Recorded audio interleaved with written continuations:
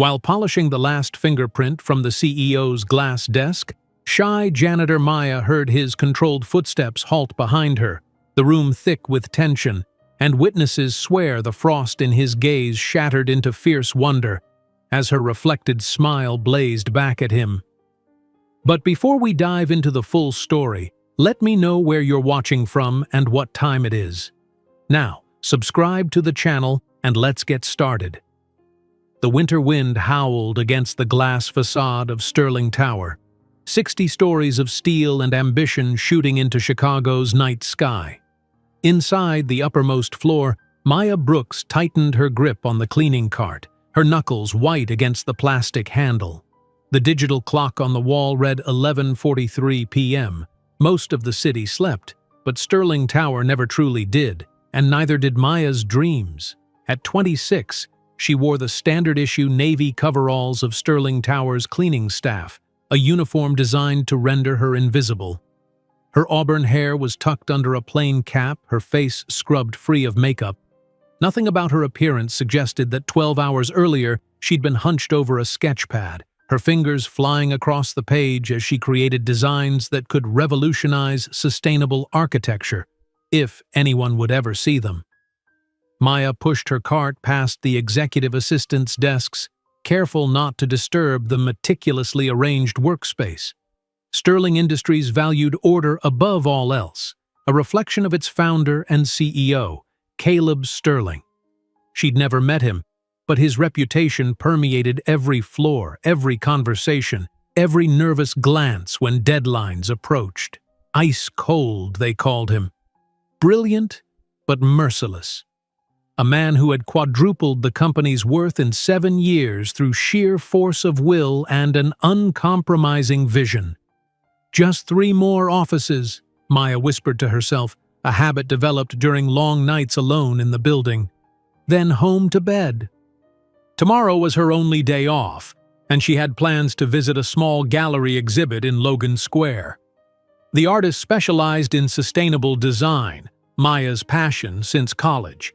The degree she'd earned with honors before the recession, family medical bills, and a string of bad luck had redirected her path. The janitorial position at Sterling Tower had been meant as a stopgap, a temporary solution until her design career took off. That was 3 years ago. Maya turned the corner into the executive wing where the carpet grew thicker and the art on the walls wasn't mass-produced. She approached the corner office, Caleb Sterling's domain, with the usual caution.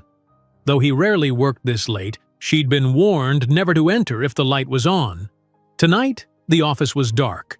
Maya inserted her keycard, hearing the soft click of the lock disengaging. She pushed the door open with her hip while maneuvering the cart inside. The space was immaculate as always. Minimal, precise, coldly elegant. A massive desk of polished black marble dominated the room, facing floor-to-ceiling windows that showcased Chicago's glittering skyline. The office felt different at night, less intimidating somehow. Maya allowed herself a moment to imagine sitting behind that desk, looking out at the city she loved, making decisions that would shape skylines and create spaces where people could thrive. Then she shook her head, dismissing the fantasy, and got to work. 20 minutes later, the trash collected and surfaces polished, Maya was about to leave when she noticed a single folder on the otherwise empty desk. Company protocol was clear. No documents were to be moved even when cleaning. But this folder lay directly in the path of a small water ring. Someone had set down a glass without a coaster, and condensation was slowly seeping toward the papers. Maya hesitated. Move the folder and risk being accused of disturbing important documents, or leave it and risk water damage to what could be critical information? She compromised, carefully sliding a tissue beneath the folder without moving it from its position. As she leaned over the desk, a loose sketch fell from her pocket, one of her recent designs for a community garden pavilion that incorporated solar panels and rainwater collection systems. "Damn it," she muttered, quickly retrieving the paper and stuffing it back into her pocket. She finished dealing with the water ring and wheeled her cart out, unaware that she'd left behind a smaller sketch. a rough concept drawing that had separated from the larger one. Maya was 3 offices away when the elevator dinged. At nearly midnight, this was unusual enough to make her freeze. The cleaning staff used the service elevator at the back, and executives rarely returned after hours. She pushed her cart into an empty office and waited. Footsteps echoed down the hallway, measured, deliberate, confident. Maya peered around the doorframe to see a tall figure in a perfectly tailored charcoal suit walking toward the corner office. Even from behind, she recognized Caleb Sterling from company photographs.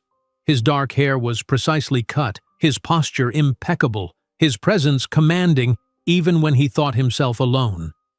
Maya held her breath as he disappeared into his office. She debated whether to continue cleaning the remaining rooms or to leave them for tomorrow, when an angry voice cut through the silence. "Who's been in my office?" The words weren't shouted, but carried the sharp edge of authority. Maya closed her eyes briefly, gathering her courage, then stepped into the hallway. Caleb Sterling stood at his office doorway, the small sketch clutched in his hand, his expression stormy. "I asked a question," he said, his voice low and controlled. "Who has been in my office?" Maya stepped forward. "I have, sir. I'm with the cleaning staff." Sterling's gaze swept over her. Dismissive, cold, assessing. At 31, he was the youngest CEO in the company's history, and up close the photographs didn't do him justice. His features were sharply aristocratic, his eyes a penetrating blue that seemed to cut through pretense. He was undeniably handsome in the way of ancient marble statues. Perfect, remote, untouchable. "Are you in the habit of leaving personal items in executives' offices?" He held up her sketch. "No, sir. I apologize. It must have fallen from my pocket while I was cleaning." "While you were moving things on my desk?" His tone made the question an accusation. Maya straightened her spine. "There was a water ring about to damage your folder, sir. I placed a tissue beneath it without moving the documents."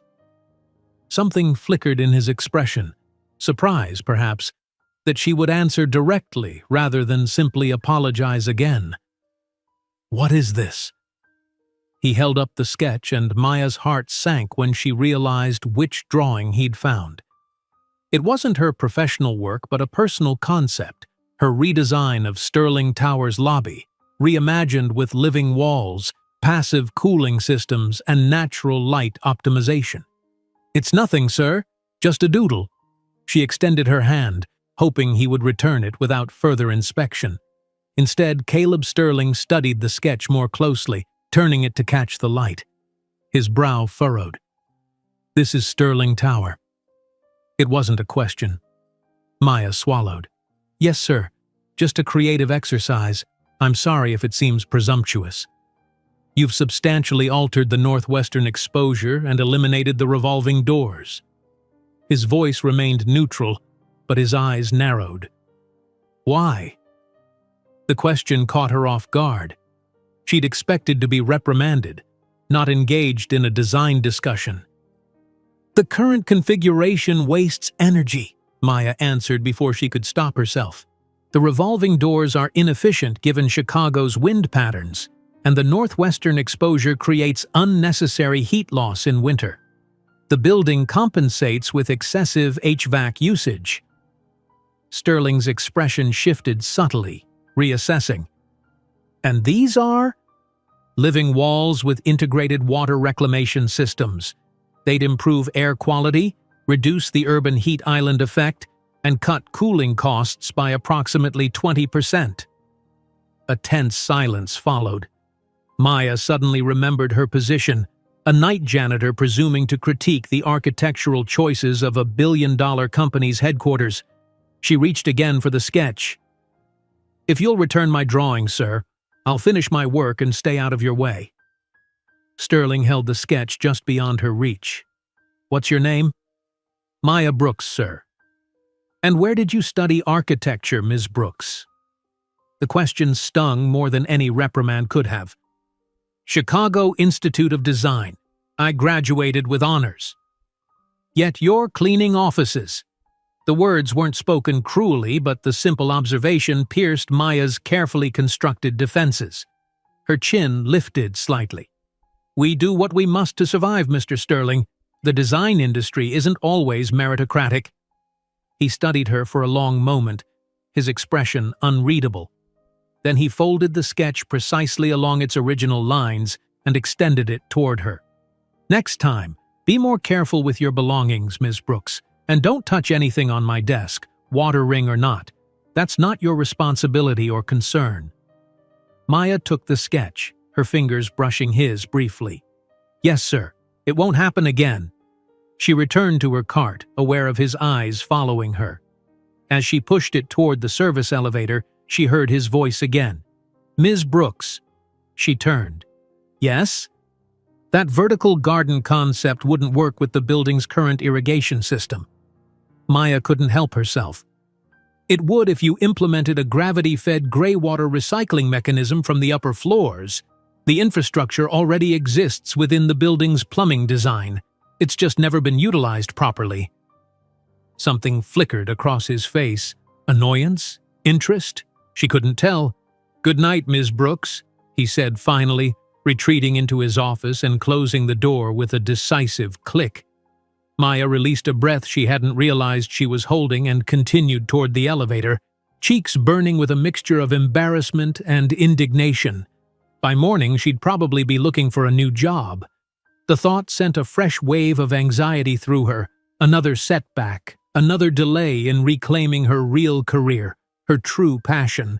She rode the service elevator down to the basement level where the cleaning staff had their lockers. The room was empty, everyone else having finished their shifts hours ago. Maya changed out of her coveralls into jeans and a worn sweater, rewound her scarf around her neck, and prepared to face the bitter Chicago night.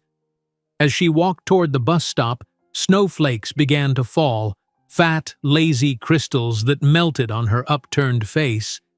She thought about Caleb Sterling, about the way he'd looked at her drawing, not with ridicule as she might have expected, but with, what? Recognition, perhaps. Evaluation. The way one professional might regard another's work. Then she laughed at herself and shook her head. The city's most ruthless CEO wasn't interested in the design theories of his night janitor. Tomorrow he would have forgotten both her and her sketch. What Maya couldn't know, as she huddled at the bus stop watching snowflakes swirl under the streetlights, was that Caleb Sterling had not immediately returned to work after dismissing her. Instead, he stood at his window, watching her small figure exit the building below, an untouched glass of scotch in his hand and a speculative expression on his face.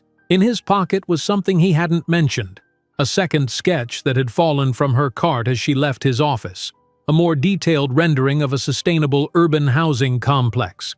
And unlike what Maya assumed, Caleb Sterling had no intention of forgetting what he'd seen, or who had created it. The next morning, Maya awoke to sunlight filtering through her threadbare curtains and the distant rumble of the L train. Her studio apartment was small but meticulously organized, a trait honed from years of making the most of limited space. One wall was dedicated entirely to her designs, sketches pinned in neat rows, a visual testament to the career she refused to abandon. She made coffee and settled at her cramped desk, determined to squeeze in a few hours of design work before visiting the gallery exhibition. Her phone buzzed with a text from her roommate Zoe, who worked days to Maya's nights, their schedules rarely overlapping. "You alive? Left coffee in the pot. Don't forget rent due Tuesday." Maya sighed, mentally calculating her bank balance. Between her mother's ongoing medical expenses and basic living costs, each month was a delicate financial balancing act. She'd need to pick up an extra shift this week. She was halfway through refining a concept for a neighborhood library when her phone rang with an unfamiliar number. Thinking it might be related to a design competition she'd recently entered, she answered eagerly. "Maya Brooks speaking." "Ms. Brooks, this is Patricia Winters, executive assistant to Caleb Sterling." Maya's stomach dropped. This was it. She was being fired for her presumptuous comments last night.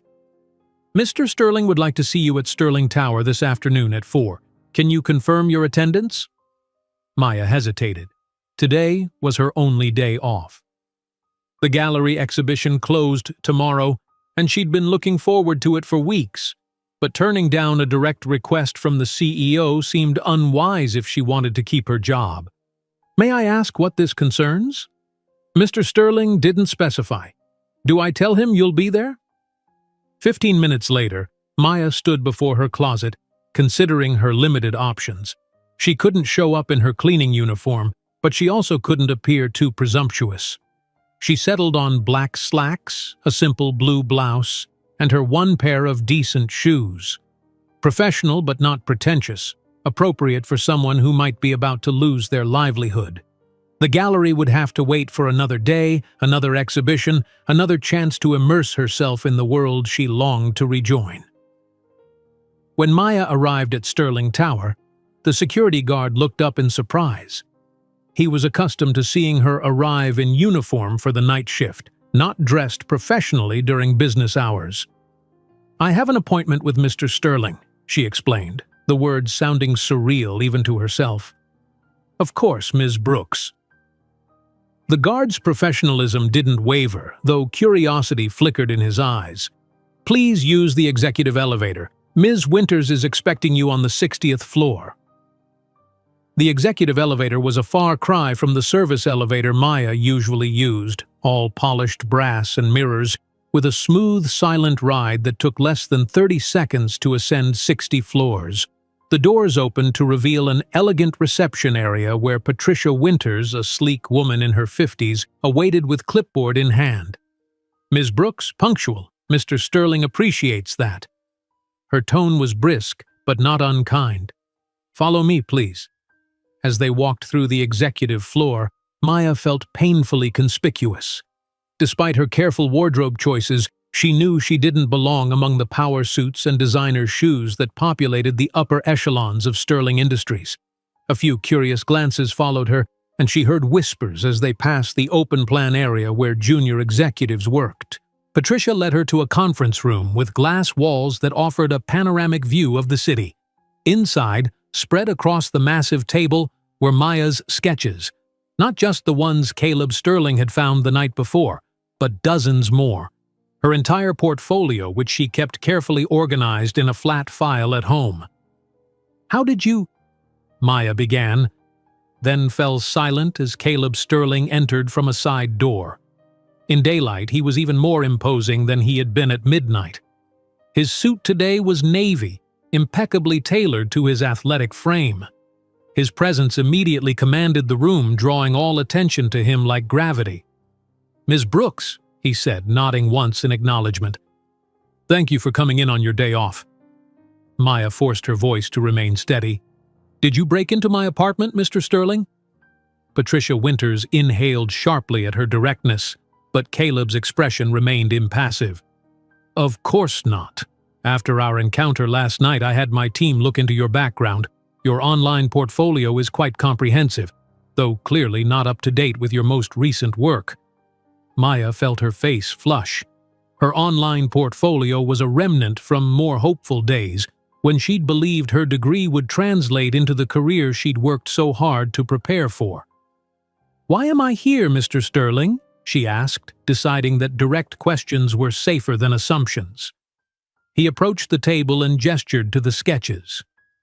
Your work is interesting, particularly your approach to sustainable urban integration. You've proposed several solutions to problems my development team has been struggling with for months. Maya stared at him, trying to determine if this was some elaborate setup before she was dismissed. Thank you. That wasn't a compliment, Ms. Brooks. It was an observation. He picked up one of her sketches, a design for multi-use urban spaces that could transform based on community needs. Your technical execution is sometimes flawed, but your conceptual approach is unconventional. Maya wasn't sure if he meant that as praise or criticism. Caleb Sterling had a reputation for being impossible to read, his emotions guarded behind a wall of cool professionalism. "I'd like to offer you a position," he continued, setting down the sketch. Hope flared so suddenly in Maya's chest that it was almost painful. "In the design department?" "No." His response was immediate and definitive. "As a special projects consultant reporting directly to me after hours." The hope flickered, replaced by confusion. "I don't understand."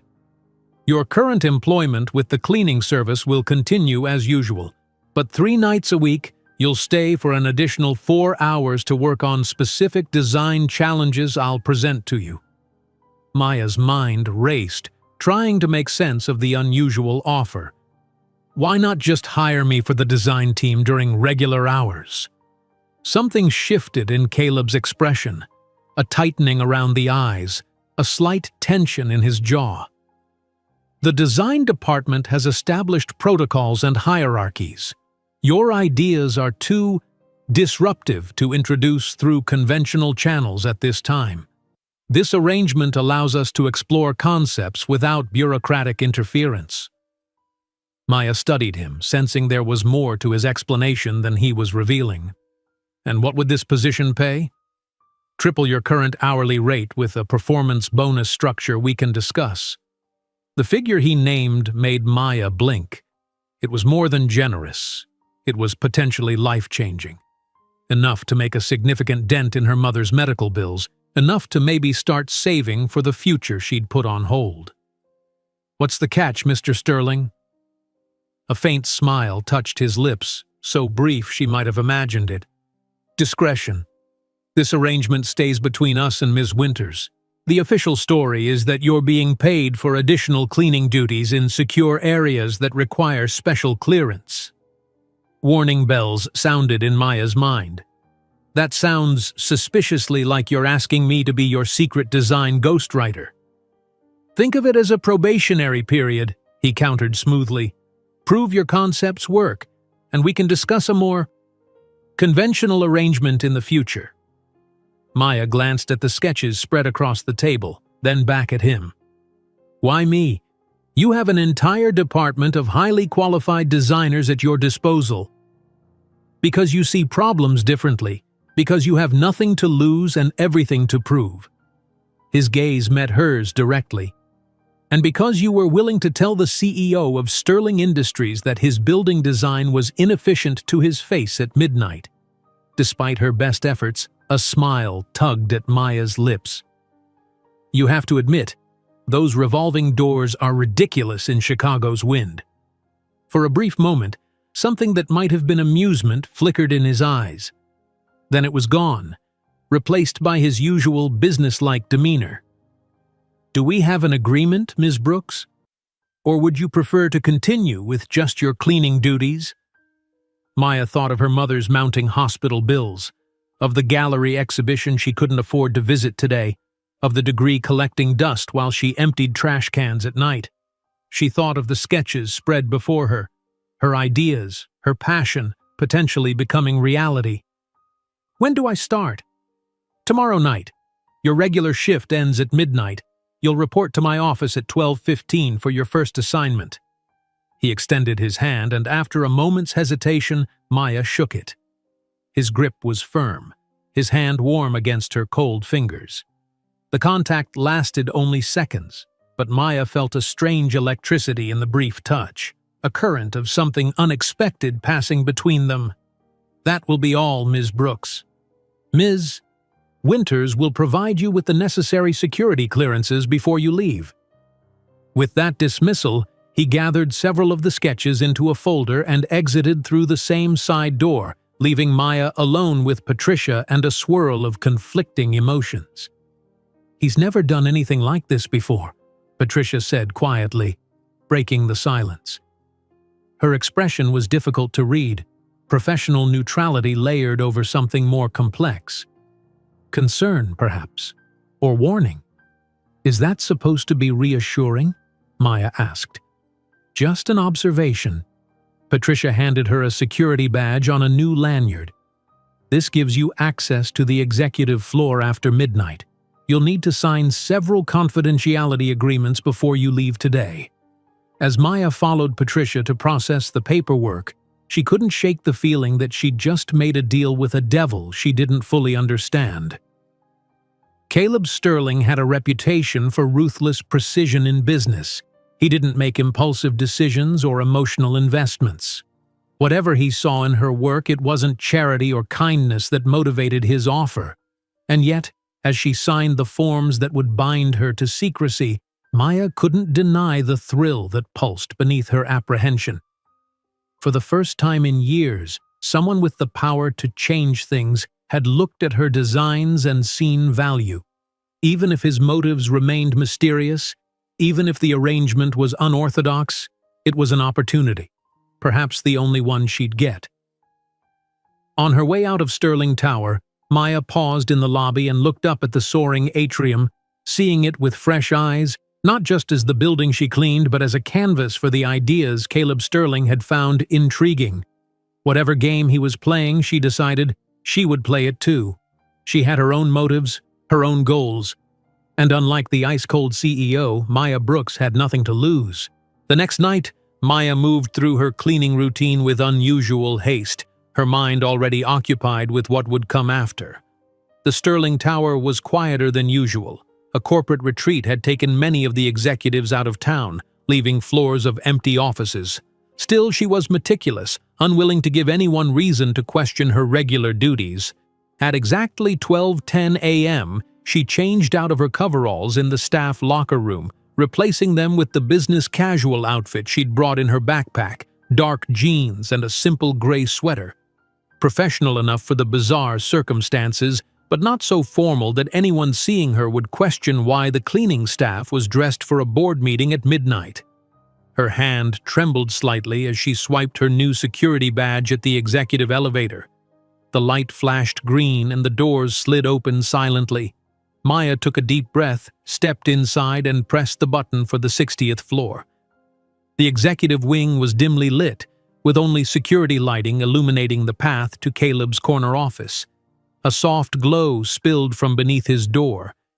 He was already there, waiting. Maya hesitated, then knocked lightly. "Enter." Caleb Sterling sat not behind his imposing desk, but at a round table near the windows, sleeves rolled up to his elbows, his tie loosened and jacket draped over a nearby chair. Spread before him were architectural plans, city zoning documents, and several of Maya's sketches. A holographic display projected a 3D model of what appeared to be a city block. "You're punctual," he said, not looking up from the documents. "I value that." The terms of our arrangement didn't include tardiness as an option. That drew his gaze. Something almost like amusement flickered in his eyes before vanishing behind his usual mask of cool assessment. "True enough." He gestured to the chair opposite him. "Sit. We have work to do." As Maya took her seat, she noticed subtle changes to the office from the night before. A small coffee station had been set up in the corner. A second computer terminal had been installed adjacent to the main workspace. A drafting table stood near the windows, complete with professional-grade supplies. "You've been busy," she observed. "Efficient preparation prevents wasted effort." He pushed a tablet toward her. "This is the Riverfront District project. 30 acres of former industrial space Sterling Industries acquired last quarter. The board expects a proposal in 3 weeks." Maya scrolled through the preliminary plans, her pulse quickening with professional excitement despite her lingering wariness. The Riverfront project was major news in Chicago's design community, a massive urban renewal opportunity that could transform a neglected section of the city. "Your official design team has been working on this for months," she noted, looking up from the tablet. "What exactly do you expect me to contribute in a few late-night sessions?" Caleb's expression tightened almost imperceptibly. "The current proposals are adequate, marketable, safe." The last word carried distinct disapproval. "They'll satisfy the board and the city planners, but they lack vision." Maya continued scrolling through the plans. They were indeed technically sound but uninspired. Luxury condos, upscale retail, the standard amenities that characterized most redevelopment projects. Nothing that would distinguish Sterling Industries from a dozen other developers vying for similar properties across the city. "You want something revolutionary," she guessed, studying him. "I want something that matters." The intensity in his voice caught her by surprise. Something that doesn't just change the skyline, but changes how people live, how they interact with their environment.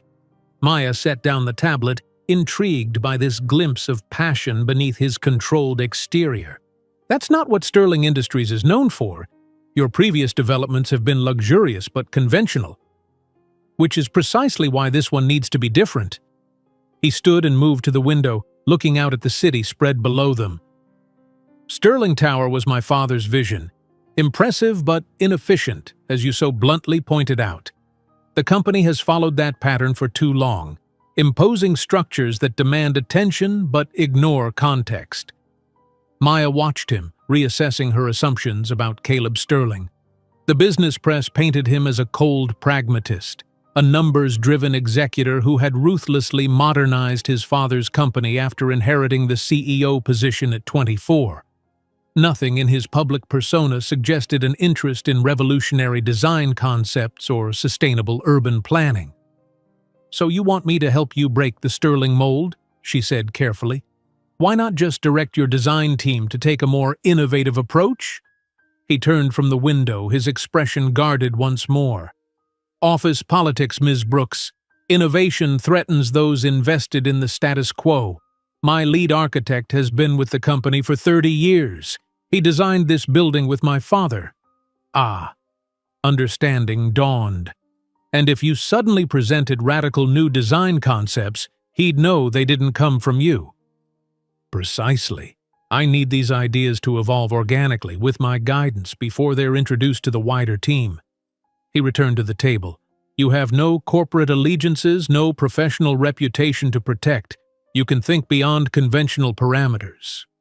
"You mean I have nothing to lose?" Maya translated, echoing his words from their previous meeting. "Everyone has something to lose, Ms. Brooks. Some just have more to gain." He tapped the tablet. "Review these plans tonight. Tomorrow, I want your initial concept for an alternative approach, something that incorporates the sustainable systems you've explored in your personal work. Focus on residential integration with public space." For the next 3 hours, they worked in surprising synchronicity. Caleb explained the project parameters and constraints while Maya asked increasingly specific questions about zoning allowances, budget considerations, and community context. He answered each query with precise detail, revealing a granular understanding of not just the business aspects but the technical elements that most executives would delegate to their teams. "You know more about architectural principles than most CEOs," Maya observed as the night deepened around them. "I studied engineering before business," he replied, not looking up from the document he was annotating. "My father considered it a useful foundation, though he insisted I complete the MBA as well." "Was he right?"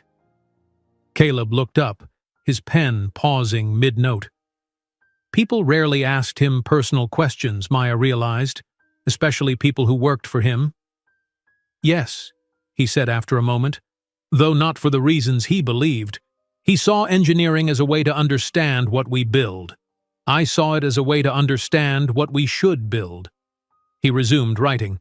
"There's a difference." By 4 in the morning, Maya's mind was buzzing with ideas. Against all expectations, working with Caleb Sterling was stimulating rather than intimidating. Behind his cool exterior lay a precise intellect that challenged her assumptions and pushed her thinking in new directions. Their discussion had evolved from formal to genuinely collaborative, with Caleb gradually dropping the artificial barrier of corporate hierarchy as they delved deeper into design principles. "That's enough for tonight," he said finally, glancing at his watch. "You need rest before your next shift." Maya gathered her notes, surprising herself with a reluctance to end the session. Despite the strange circumstances, she'd been intellectually engaged in a way she hadn't experienced since her final year of design school. "Same time tomorrow night?" she asked, sliding the tablet into the secure drawer he indicated. Yes, I have a dinner that might run late. If I'm not here, let yourself in and begin working on your initial concepts. The security system will record your entry." As Maya made her way to the door, Caleb called after her. "Ms. Brooks." She turned. "Yes? You're thinking on distributed green space versus centralized parks. It's unorthodox but compelling. Develop that further for tomorrow." Coming from Caleb Sterling, it was tantamount to effusive praise. Maya felt a warmth spread through her chest, the simple satisfaction of having her ideas taken seriously after years of being invisible. "I will," she promised, and left before he could see the smile spreading across her face. The night porter looked up curiously as Maya exited the executive elevator in her casual clothes rather than her cleaning uniform. His eyes lingered on her security badge, the executive-level clearance that no cleaning staff member had ever carried before. "Working late, Ms. Brooks?" he asked, his tone carefully neutral but his eyes speculative. "Special assignment," she replied with deliberate vagueness, remembering Caleb's insistence on discretion. "Must be very special indeed," he murmured as she passed. Only as she stepped into the cold night air did Maya realize the potential implications of their arrangement. Chicago in winter might be frigid, but corporate gossip was always white-hot. A young woman spending late hours alone with the notoriously private CEO would inevitably spark speculation, especially given their vastly different positions in the company hierarchy. She pulled her coat tighter against the wind and began the long walk to the bus stop, too wired from the night's work to feel the exhaustion that would surely hit her later. Whatever complications might arise from this strange arrangement, the intellectual stimulation alone made it worthwhile. For the first time in years, someone was seeing her as Maya the designer, not Maya the janitor. Meanwhile, in his office 60 floors above, Caleb Sterling stood at the window, watching Maya's small figure navigate the empty pre-dawn streets. His reflection in the glass showed an expression few people ever witnessed: thoughtful, unguarded, almost vulnerable. He held one of her sketches in his hand, his thumb tracing the bold lines of her conceptual design. "Who are you really, Maya Brooks?" he murmured to the empty room. "And what am I going to do about you?" The question lingered unanswered as the first hint of dawn lightened the eastern sky, illuminating a city that neither of them yet realized would soon become the backdrop for a relationship far more complex than employer and employee. The next week passed in a blur of exhaustion and exhilaration for Maya. By day, she snatched what sleep she could in her tiny apartment.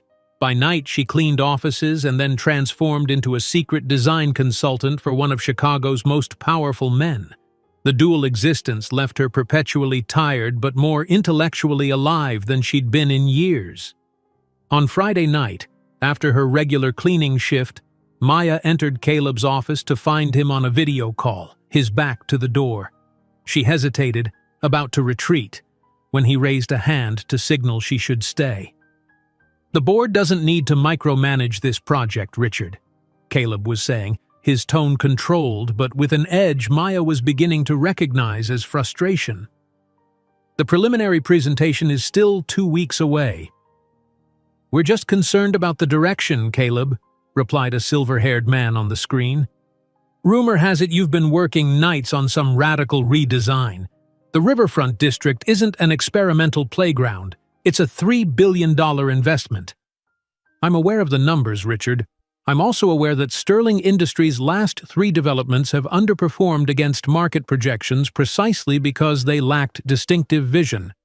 Your father always said, 'My father isn't running this company anymore.'" Caleb's voice remained level, but Maya saw his knuckles whiten as he gripped his pen. "I've studied the market. I've analyzed the data. The future of urban development is in sustainable, integrated communities, not luxury isolation." The older man sighed. "Just remember, the board needs to see traditional ROI metrics, not just environmental impact factors.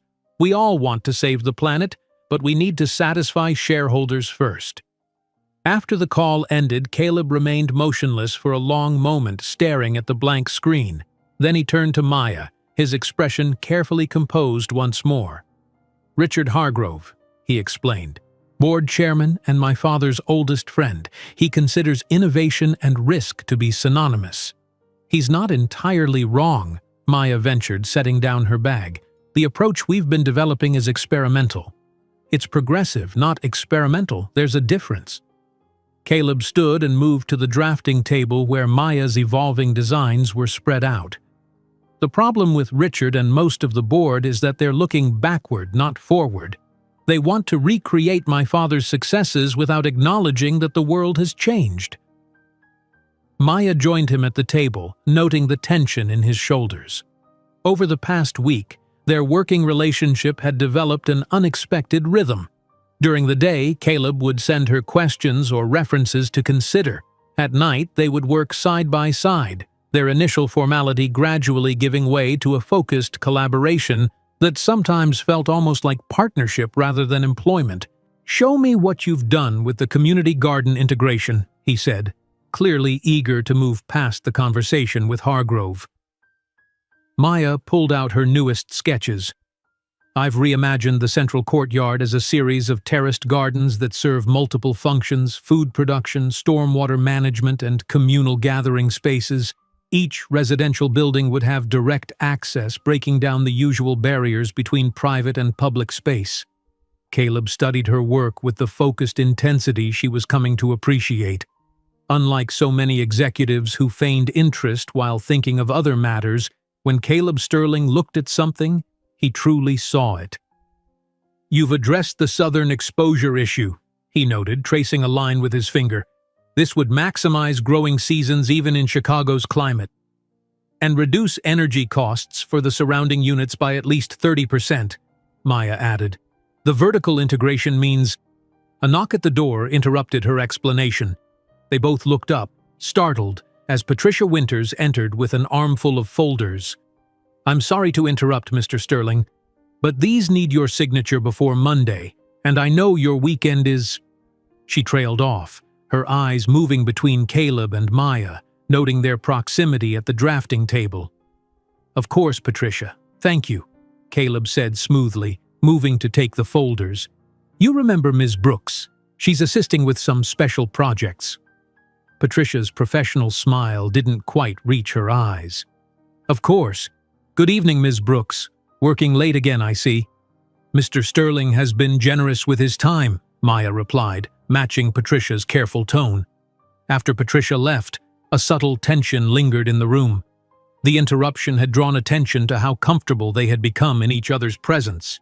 Caleb's jacket discarded, Maya's hair pulled back in a casual knot, both of them leaning over the table in absorbed discussion.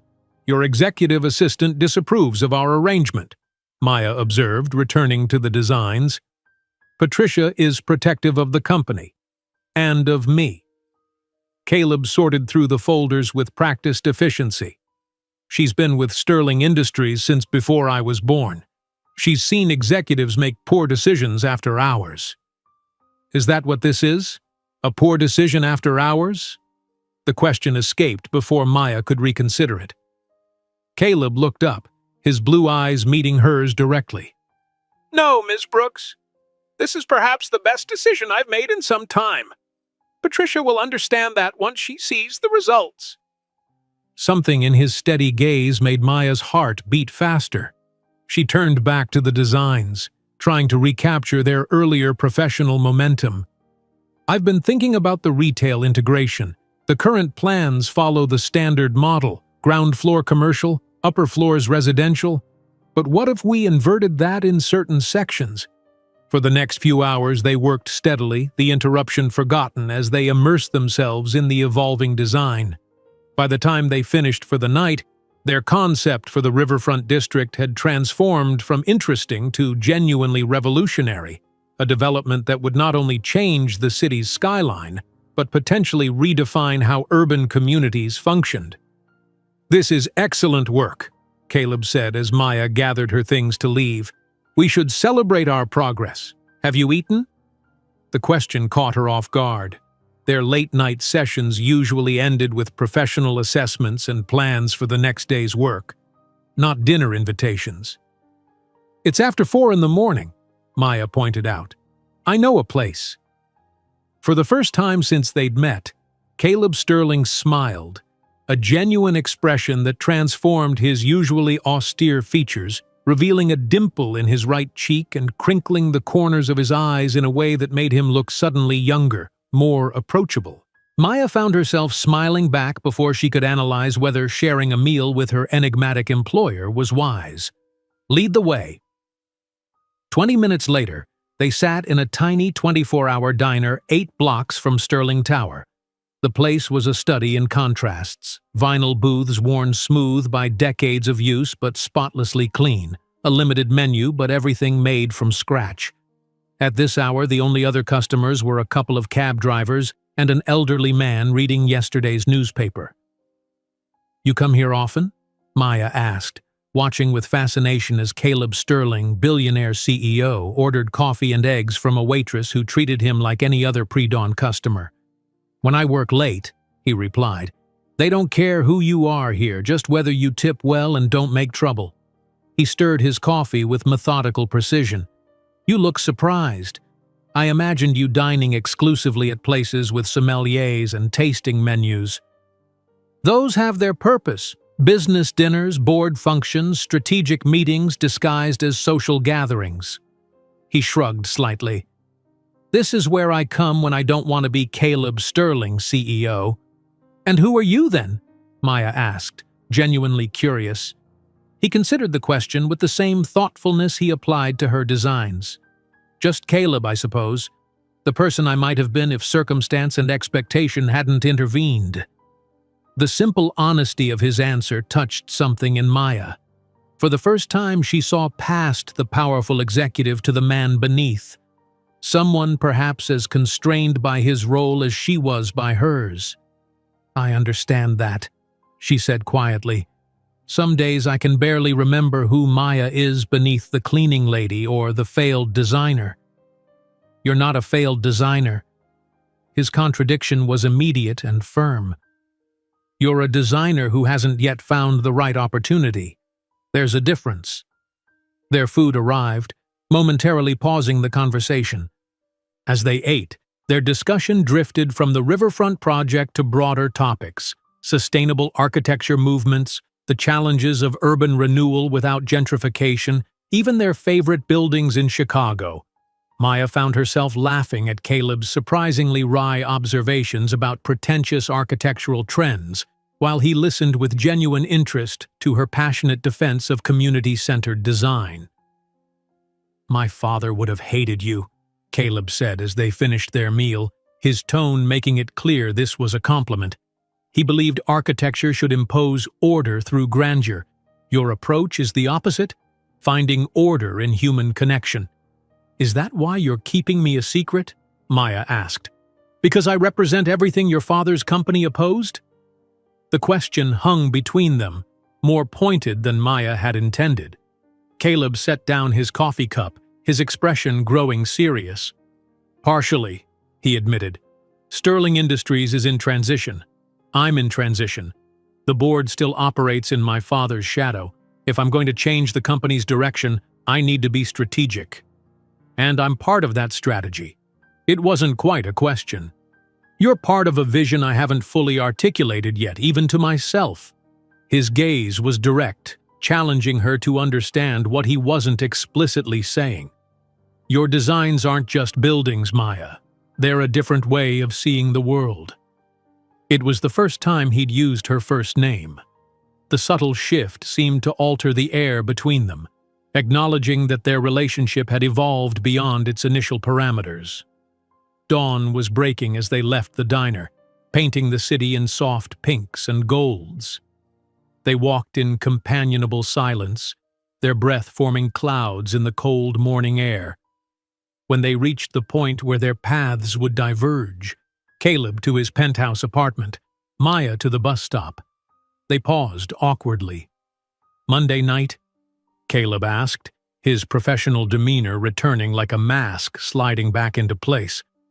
"Same time," Maya confirmed. "I have some new ideas for the riverfront access points." "Good." He hesitated, then added, "Get some rest, Maya. You've earned it." As she watched him walk away, Maya realized with a mixture of alarm and exhilaration that her feelings about Caleb Sterling had become dangerously complicated. What had begun as a strange professional arrangement was evolving into something neither of them had anticipated, a connection that transcended their disparate positions and backgrounds. The question was whether either of them was prepared to acknowledge it, or whether the realities of their worlds would ultimately drive them apart. By the third week of their unconventional arrangement, the rumors had begun to circulate through Sterling Tower like an electrical current, jumping from department to department, floor to floor. Though Maya and Caleb maintained strict professionalism during business hours, barely acknowledging each other if they happened to cross paths, the night staff had noticed patterns.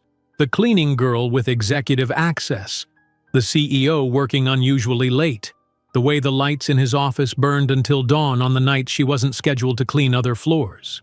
"They're saying you've got yourself a special arrangement with the boss," Darius, a fellow cleaner, remarked as they restocked their carts before the night shift.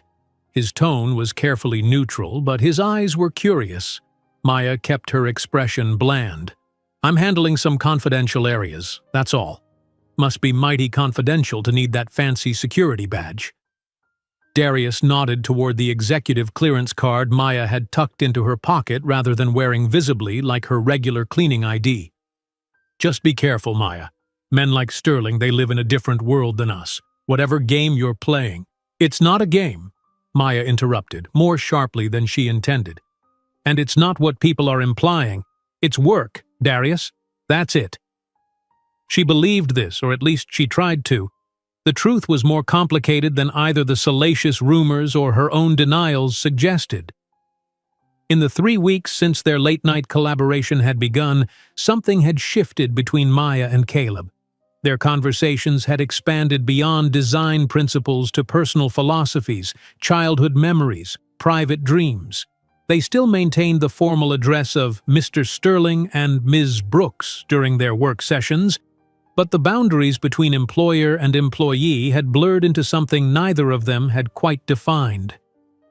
That night, Maya completed her regular cleaning duties with mechanical efficiency, her mind already focused on the work waiting in Caleb's office.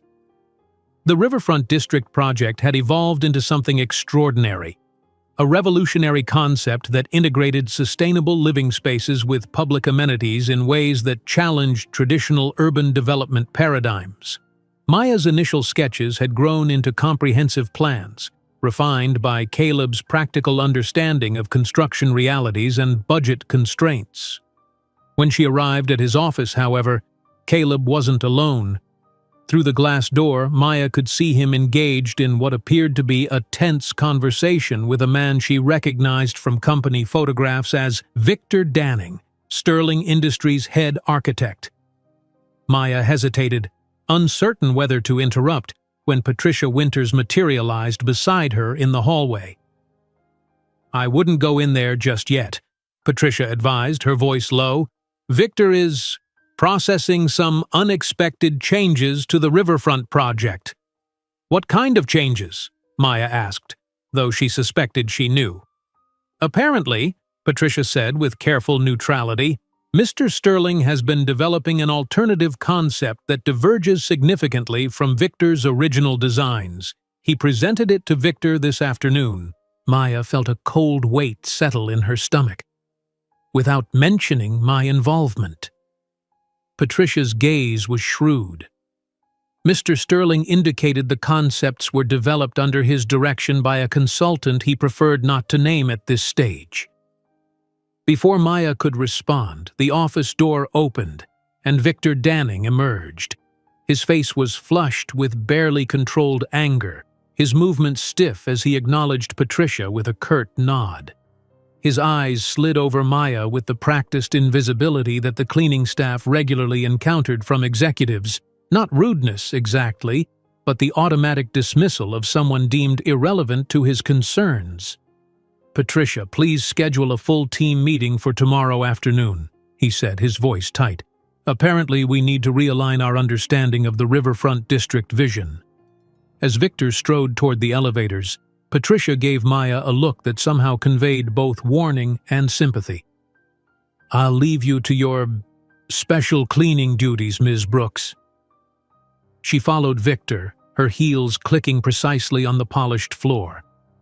Maya entered Caleb's office to find him standing at the window, hands clasped behind his back, radiating the controlled tension she'd come to recognize when he was containing strong emotion. "That didn't go well," she observed, closing the door behind her. Caleb turned, his expression smoothing into neutrality. "Victor has worked with Sterling Industries for 27 years. He designed most of our signature properties, including this building and my father's estate. He considers the Sterling aesthetic to be sacrosanct. And you just told him you're abandoning it for something radically different." "I told him the market is changing and Sterling Industries needs to lead that change rather than resist it." Caleb ran a hand through his hair, a rare gesture of frustration. "I didn't mention your name, but I did present several of our concepts as direction I want to explore." "Our concepts," Maya repeated softly. "But officially they're your concepts, developed under your direction." Caleb's eyes met hers, unflinching. "For now, yes. That's the arrangement we agreed to. And if these concepts are approved, if they're actually built?" Maya moved deeper into the office, her earlier excitement about their work dimmed by the reality of her invisible role. "Will I always be your secret designer, Mr. Sterling? The cleaning girl with the good ideas that you generously refined into something presentable?" She regretted the words as soon as they left her mouth. They sounded petulant, ungrateful, as if she'd forgotten that Caleb was paying her well for work she'd been desperate to do, giving her an opportunity when no one else would. "That isn't fair," Caleb said, his voice level but with an undercurrent of hurt that surprised her. "You know that's not how I see you or your work." "I know," Maya admitted, setting down her bag. "I'm sorry. It's just, hearing about Victor's reaction made it real somehow. These designs mean something to me. More than just a paycheck. They mean something to me, too." Caleb closed the distance between them, stopping just short of what might be considered professional proximity. "Maya, what we're creating together isn't just another development. It's a statement about what cities could be, should be. I wouldn't risk the confrontation with Victor and the board if I didn't believe that." The sincerity in his voice melted Maya's momentary resentment. She understood the precarious position he occupied, pushing for change within a company resistant to it, unable to simply demand his way because sustainable success required bringing others along rather than alienating them. "So what happens now?" she asked. "Now we prepare for the board presentation next week. If they approve our direction, we move forward with detailed development. If not," he shrugged slightly, "we adjust and try again. That's business." They turned their attention to refining the presentation materials, working with the focused intensity that characterized their best sessions together. Hours passed, the outside world falling away as they debated details, challenged each other's assumptions, and gradually honed their vision to its clearest expression. Around 3 a.m, Maya stretched, her back stiff from bending over the drafting table. "I need coffee. Want some?" "Please." She moved to the small coffee station Caleb had installed for their late nights, measuring grounds with the precision he preferred. As she waited for the coffee to brew, she noticed a framed photograph on a nearby shelf that she hadn't seen before. Caleb as a boy of perhaps 10, standing beside an austere-looking man in front of a half-constructed building. "Is that your father?" she asked.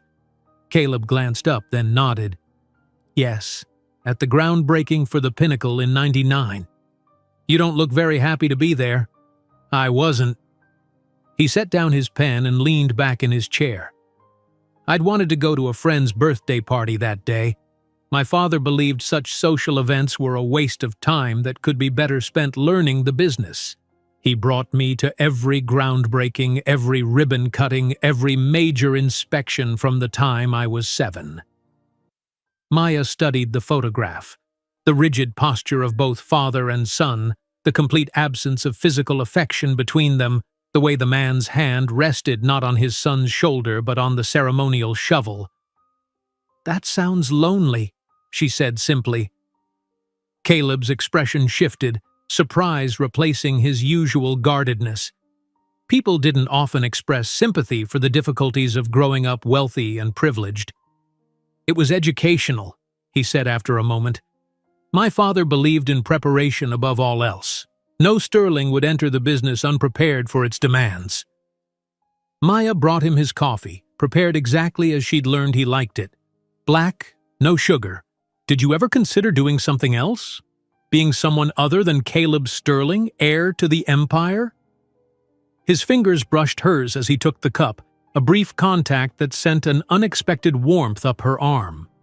"Once," he admitted, "I wanted to be an architect, to design buildings, not just commission them.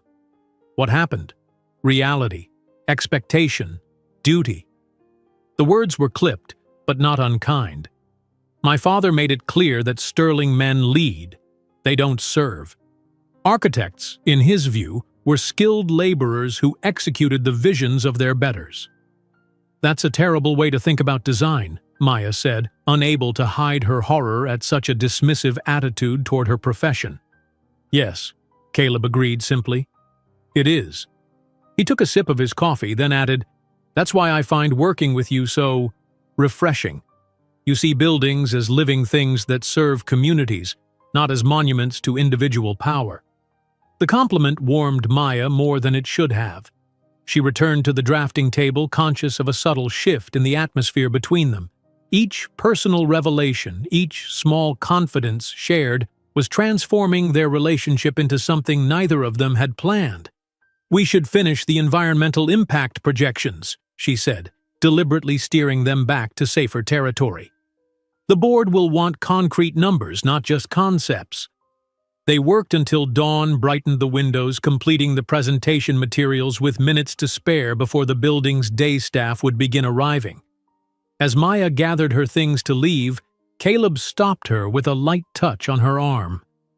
"I have tickets to the Sustainable Design exhibition at the Palmer Museum this weekend," he said, his tone carefully casual. "The concepts we've been discussing are featured prominently. It would be valuable research." Maya hesitated. A museum visit during regular hours felt different from their late-night work sessions or pre-dawn meals at deserted diners. It edged closer to the territory of not quite a date, but something more personal than their current professional arrangement. "Would that be wise?" she asked quietly. "The rumors are already circulating. We'd be 2 colleagues attending a relevant exhibition." Caleb's expression revealed nothing of his thoughts. "But if you're uncomfortable with the idea, I understand." Maya thought of the designs they'd created together, the vision they shared for the riverfront district. She thought of the way conversation flowed between them, how he challenged her thinking and respected her ideas, and she thought of the growing warmth she felt whenever he said her name. "What time on Saturday?" she asked, ignoring the voice of caution in the back of her mind. The smile that briefly transformed Caleb's face made the risk seem worthwhile. "I'll pick you up at noon, if that works for you." As Maya left Sterling Tower that morning, exhaustion competing with a buoyant feeling she couldn't quite name, she wondered what she was really doing. Professional collaboration was evolving into personal connection, despite all the reasons it shouldn't. The pragmatic part of her mind cataloged the obstacles, their different worlds, the power imbalance, the temporary nature of their arrangement, the certain disapproval their relationship would face if acknowledged publicly.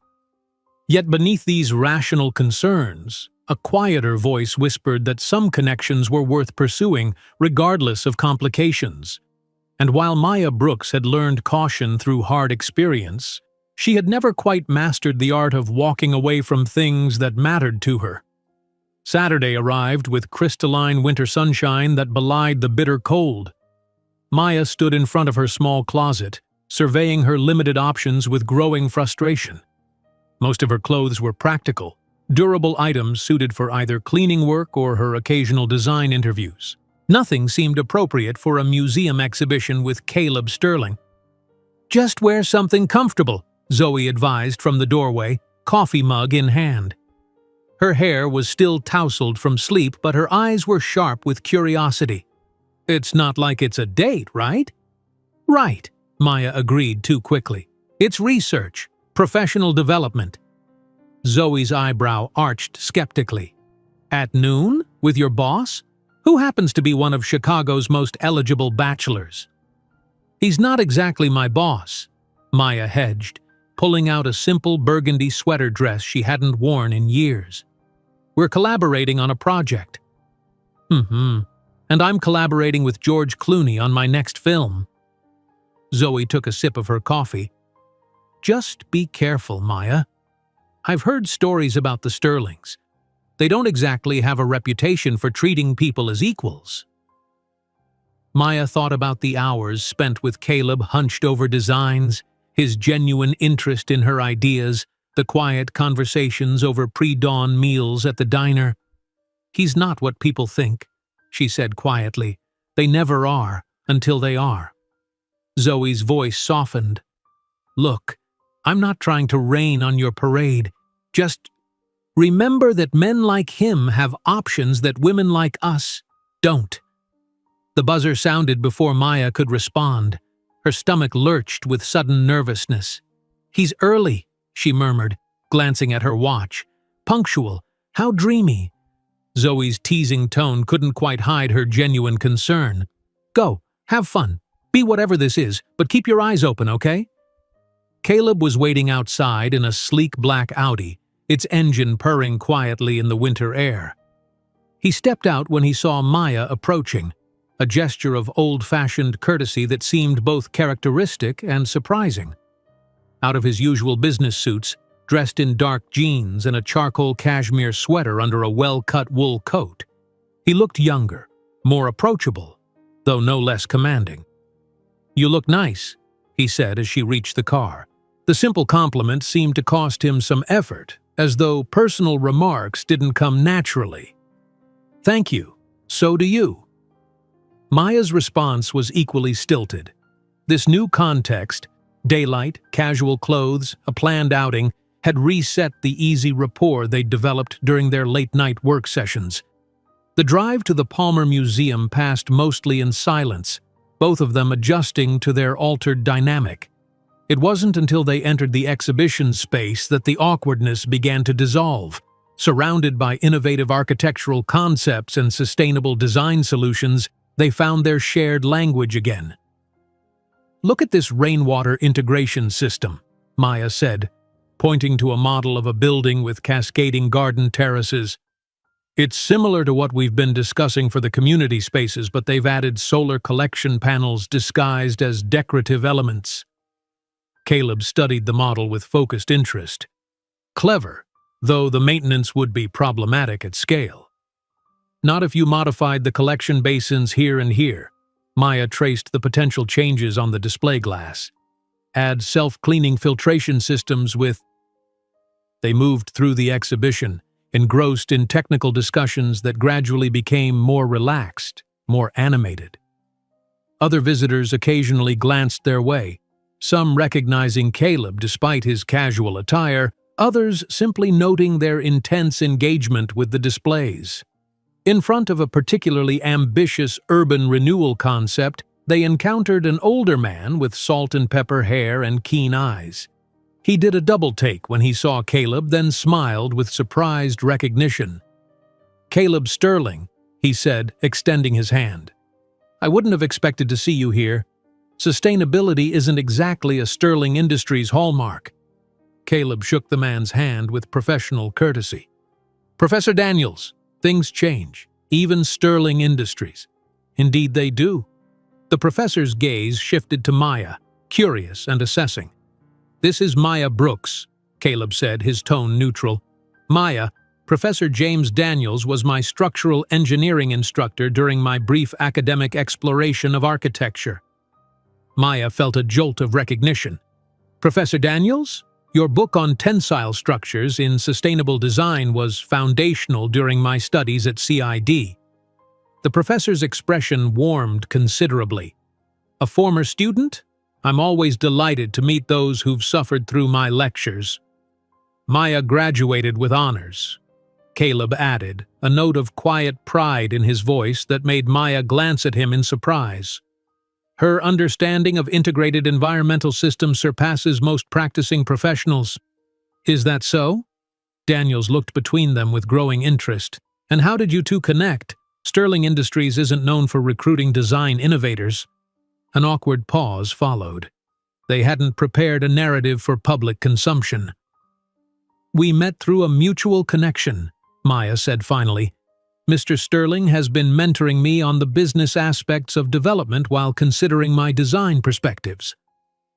"How fortuitous," Daniels remarked, his tone suggesting he sensed there was more to the story. "Well, if you're serious about sustainable design, Caleb, you might consider attending the Northwest Regional Conference next month. I'm presenting new research on carbon-neutral construction methods that would interest you both." "We'll consider it," Caleb replied non-committally. "It was good seeing you, Professor." As they moved away, Maya sensed a subtle tension in Caleb that hadn't been present before. "Is everything all right?" she asked quietly. Caleb glanced back to ensure Daniels was out of earshot. "James Daniels sits on several architectural review boards. He's also a close friend of Richard Hargrove." "The board chairman," Maya recalled. "Yes, and a man intensely interested in who influences my business decisions." Caleb guided them toward a less crowded area of the exhibition. "Our meeting him wasn't coincidental. Daniels will mention it to Richard." "Does that matter? We're just looking at an exhibition." "It matters because it changes the narrative. Until now, our work together has been contained, private. This," he gestured vaguely to indicate their outing, "makes it visible, real." Maya considered this. "And that complicates things for you?" "It complicates things for us," Caleb corrected gently. "The board presentation is Wednesday. If Richard starts asking questions about outside influences on the Riverfront District concept now..." He didn't need to finish the thought. Maya understood the precarious politics involved. Caleb needed to present their vision as his own, developed under his direction, to have any hope of the board approving such a departure from Sterling Industries' traditional approach. "Should we leave?" she asked, already calculating how this encounter might disrupt their carefully constructed arrangement. "No." Caleb's response was surprisingly firm. "I'm not going to start acting as if we have something to hide. We're colleagues reviewing relevant design concepts. That's the truth, even if it's not the complete truth." They continued through the exhibition, their earlier enthusiasm somewhat tempered but not extinguished. After viewing all the displays, they visited the museum cafe for coffee. Seated at a small table by the window, with winter sunlight casting long shadows across the courtyard beyond, the formality between them gradually dissolved again. "Your professor seemed surprised to see you interested in sustainability," Maya observed. "My father considered environmental concerns to be regulatory hurdles, not design opportunities." Caleb's fingers traced the rim of his coffee cup. "Sterling projects were about making statements, not solving problems. Yet, here you are, championing integrated environmental design." "Here I am." His gaze met hers, candid in a way it rarely was during their office sessions. "The longer I run the company, the more I understand what my father created, and what he failed to create. Sterling properties are impressive but ultimately hollow. They lack purpose beyond projecting wealth and power. And you want something more." "I want something that matters," he said, echoing words he'd spoken during one of their first meetings. "Something that outlasts me and serves more than just the privileged few." The simple honesty of his statement touched Maya deeply. The Caleb sitting across from her now, earnest, reflective, quietly passionate about creating meaningful change, was far from the ice-cold CEO of his public reputation. "That's why our designs for Riverfront matter so much," she said softly. "They're not just buildings. They're a statement about what you believe is possible." "What we believe is possible." His hand moved across the table, hesitated, then settled lightly over hers. The touch was brief but deliberate, a physical acknowledgement of their partnership. "I couldn't have developed this vision without you, Maya." The moment hung between them, charged with unspoken possibilities. Then Caleb withdrew his hand and glanced at his watch, the mask of professional detachment sliding back into place. "We should go. I have a dinner meeting with potential investors at 7. The drive back to Maya's apartment was quiet but comfortable, both of them processing the subtle shift in their relationship. When Caleb pulled up in front of her building, he turned to face her fully. "Thank you for today," he said formally, though his eyes conveyed something warmer. It was, illuminating. "It was," Maya agreed. She hesitated, then added, "Whatever happens with the board presentation, I'm glad we've had this chance to work together." "The board will approve our direction," Caleb stated with quiet confidence. "What we've created is too compelling to dismiss." As Maya watched his car disappear around the corner, she reflected on the day's events, the easy companionship they'd found outside the office, the vulnerability Caleb had shown in discussing his father, the brief touch of his hand on hers. Whatever was developing between them had progressed beyond professional collaboration, but its ultimate destination remained unclear. Her phone buzzed with a text from Zoe. "Alive or kidnapped by billionaire? Details required." Maya smiled and typed back, "Alive. Had coffee. Saw a future of sustainable design. Not kidnapped." She didn't mention Professor Daniels or the complications his recognition of Caleb might create. Nor did she mention the moment in the cafe when Caleb's hand had covered hers, or how that simple contact had sent her pulse racing. Some things were too new, too fragile to be examined under her roommate's practical scrutiny. Monday night found Maya back in Caleb's office, putting the finishing touches on their board presentation. The easy rapport they'd established at the museum had followed them back to work, though both maintained a careful professional distance.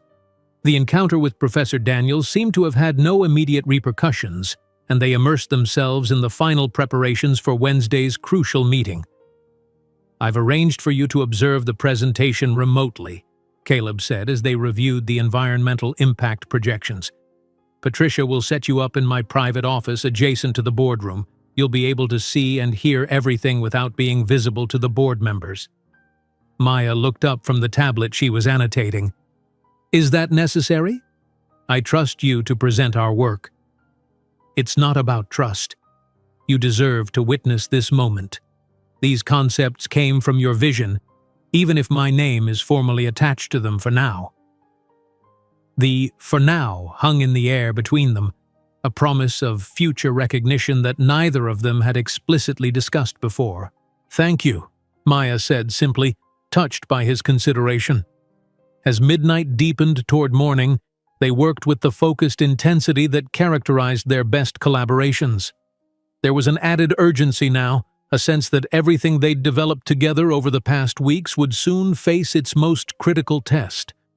What neither of them realized was that forces were already in motion that would test not just their design vision, but the fragile personal connection growing between them, a connection that violated unwritten rules of corporate hierarchy and threatened long-standing power structures within Sterling Industries. Wednesday morning dawned clear and cold, the kind of pristine winter day that made Chicago's skyline look etched against the blue sky. Maya had barely slept, her mind racing with last-minute refinements to their presentation and anxiety about how the board would receive their vision. Though she wouldn't be presenting, she felt as if her entire future hung on the decision of 12 people who didn't even know she existed. After her night shift ended, Maya slipped into the small private washroom adjacent to Caleb's office to freshen up and change. She'd brought a simple black dress and blazer, professional enough to feel appropriate for the occasion, even if she would remain hidden from view. Patricia Winters was waiting when she emerged, her expression carefully neutral. "Mr. Sterling asked me to get you settled before the board members arrive," she said, leading Maya through a discreet door in the bookcase of Caleb's office. The hidden room was small but elegantly appointed, clearly designed as a private retreat where the CEO could work undisturbed or prepare for important meetings. A large monitor on one wall was already displaying a live feed of the boardroom, where catering staff were setting up coffee and breakfast pastries. "You'll be able to see and hear everything," Patricia explained, indicating a control panel. "This button adjusts volume, this one changes camera angles." She hesitated, then added with surprising gentleness, "He's taking a significant risk today, you know. The board doesn't appreciate surprises, especially from a CEO they still consider young and relatively untested." Maya nodded, understanding the subtext. "I know what's at stake for him." "Do you?" Patricia's gaze was direct, almost maternal in its concern. Caleb was born into responsibility. His father groomed him from childhood to take over Sterling Industries. The weight he carries, the expectations, the legacy, it's more than most people could bear. "You care about him," Maya observed, "not just as your boss. I've watched him grow from a serious little boy who never quite learned how to play into a man determined to prove himself worthy of his position." Patricia's professional reserve softened momentarily. "And recently I've seen him change, since your arrangement began." Maya wasn't sure how to respond to this subtle acknowledgement of her influence. "Our work together has been productive." "Yes," Patricia agreed simply. "It has." She checked her watch. "The board members will be arriving soon. Mr. Sterling asked that you take notes on their responses, particularly any technical questions he might need to address in follow-up." After Patricia left, Maya settled into the comfortable chair, feeling like a spy in a hidden command center. On the monitor, she watched as board members began to file in, mostly older men in expensive suits, a few women with the same air of wealth and authority. She recognized Richard Hargrove from Caleb's video call, his silver hair and patrician features unmistakable as he took his place at one end of the long table. Caleb entered last, impeccable in a charcoal suit that subtly conveyed authority without ostentation. He greeted each board member by name, his manner confident but respectful. Nothing in his demeanor suggested that this presentation represented a dramatic personal risk, or that the concepts he was about to unveil had been developed during clandestine midnight sessions with the building's night cleaner. "Thank you all for making time for this special presentation," Caleb began, his voice steady and measured. "As you know, the Riverfront District represents our largest acquisition in 5 years and a significant opportunity to redefine Sterling Industries' position in the market." The presentation that followed was masterful. Caleb guided the board through the evolution of the concept, explaining how standard luxury development would generate predictable but ultimately underwhelming returns in a saturated market. He presented their revolutionary design approach not as a radical departure but as a strategic evolution, a way to distinguish Sterling properties and attract a new demographic of environmentally conscious affluent buyers while generating positive community impact. Maya watched, heart swelling with pride and something deeper, as Caleb unveiled the designs they'd created together. He explained each innovative element with the precision and passion of someone who truly understood and believed in the vision, not someone merely presenting concepts developed by others. The board members' reactions were mixed. Some leaned forward with evident interest, others maintained poker faces, and a few, notably Richard Hargrove, displayed skeptical frowns. "This is certainly unexpected," Hargrove said when Caleb concluded the presentation. "These concepts bear little resemblance to the preliminary designs Victor Danning shared with us last month." Victor's designs were technically sound but conventional, Caleb responded. They would have produced another sterling property indistinguishable from our last 3 developments. This approach positions us as innovators. Innovation carries risk, observed an older woman with shrewd eyes. These community integration features reduce our sellable square footage by nearly 20%, while increasing the per square foot value by 35% and significantly reducing operating costs, Caleb countered smoothly. The financial projections in Section 4 demonstrate that our ROI actually increases under this model, with additional PR value that's harder to quantify but no less real. And these concepts? Hargrove interjected, tapping the presentation tablet with one manicured finger. They came entirely from our in-house team? Under your direction? The question hung in the air, loaded with significance that made Maya's breath catch. She leaned closer to the monitor, watching Caleb's face for any indication of discomfort or hesitation. The vision and direction are mine, Caleb stated firmly. I worked with various resources to develop the technical execution. Various resources, Hargrove repeated thoughtfully. How interesting. I had a conversation with James Daniels yesterday. You remember my old friend from Harvard? He mentioned seeing you at the Palmer Museum exhibition with a young woman he described as quite knowledgeable about sustainable design. A Ms. Brooks, I believe?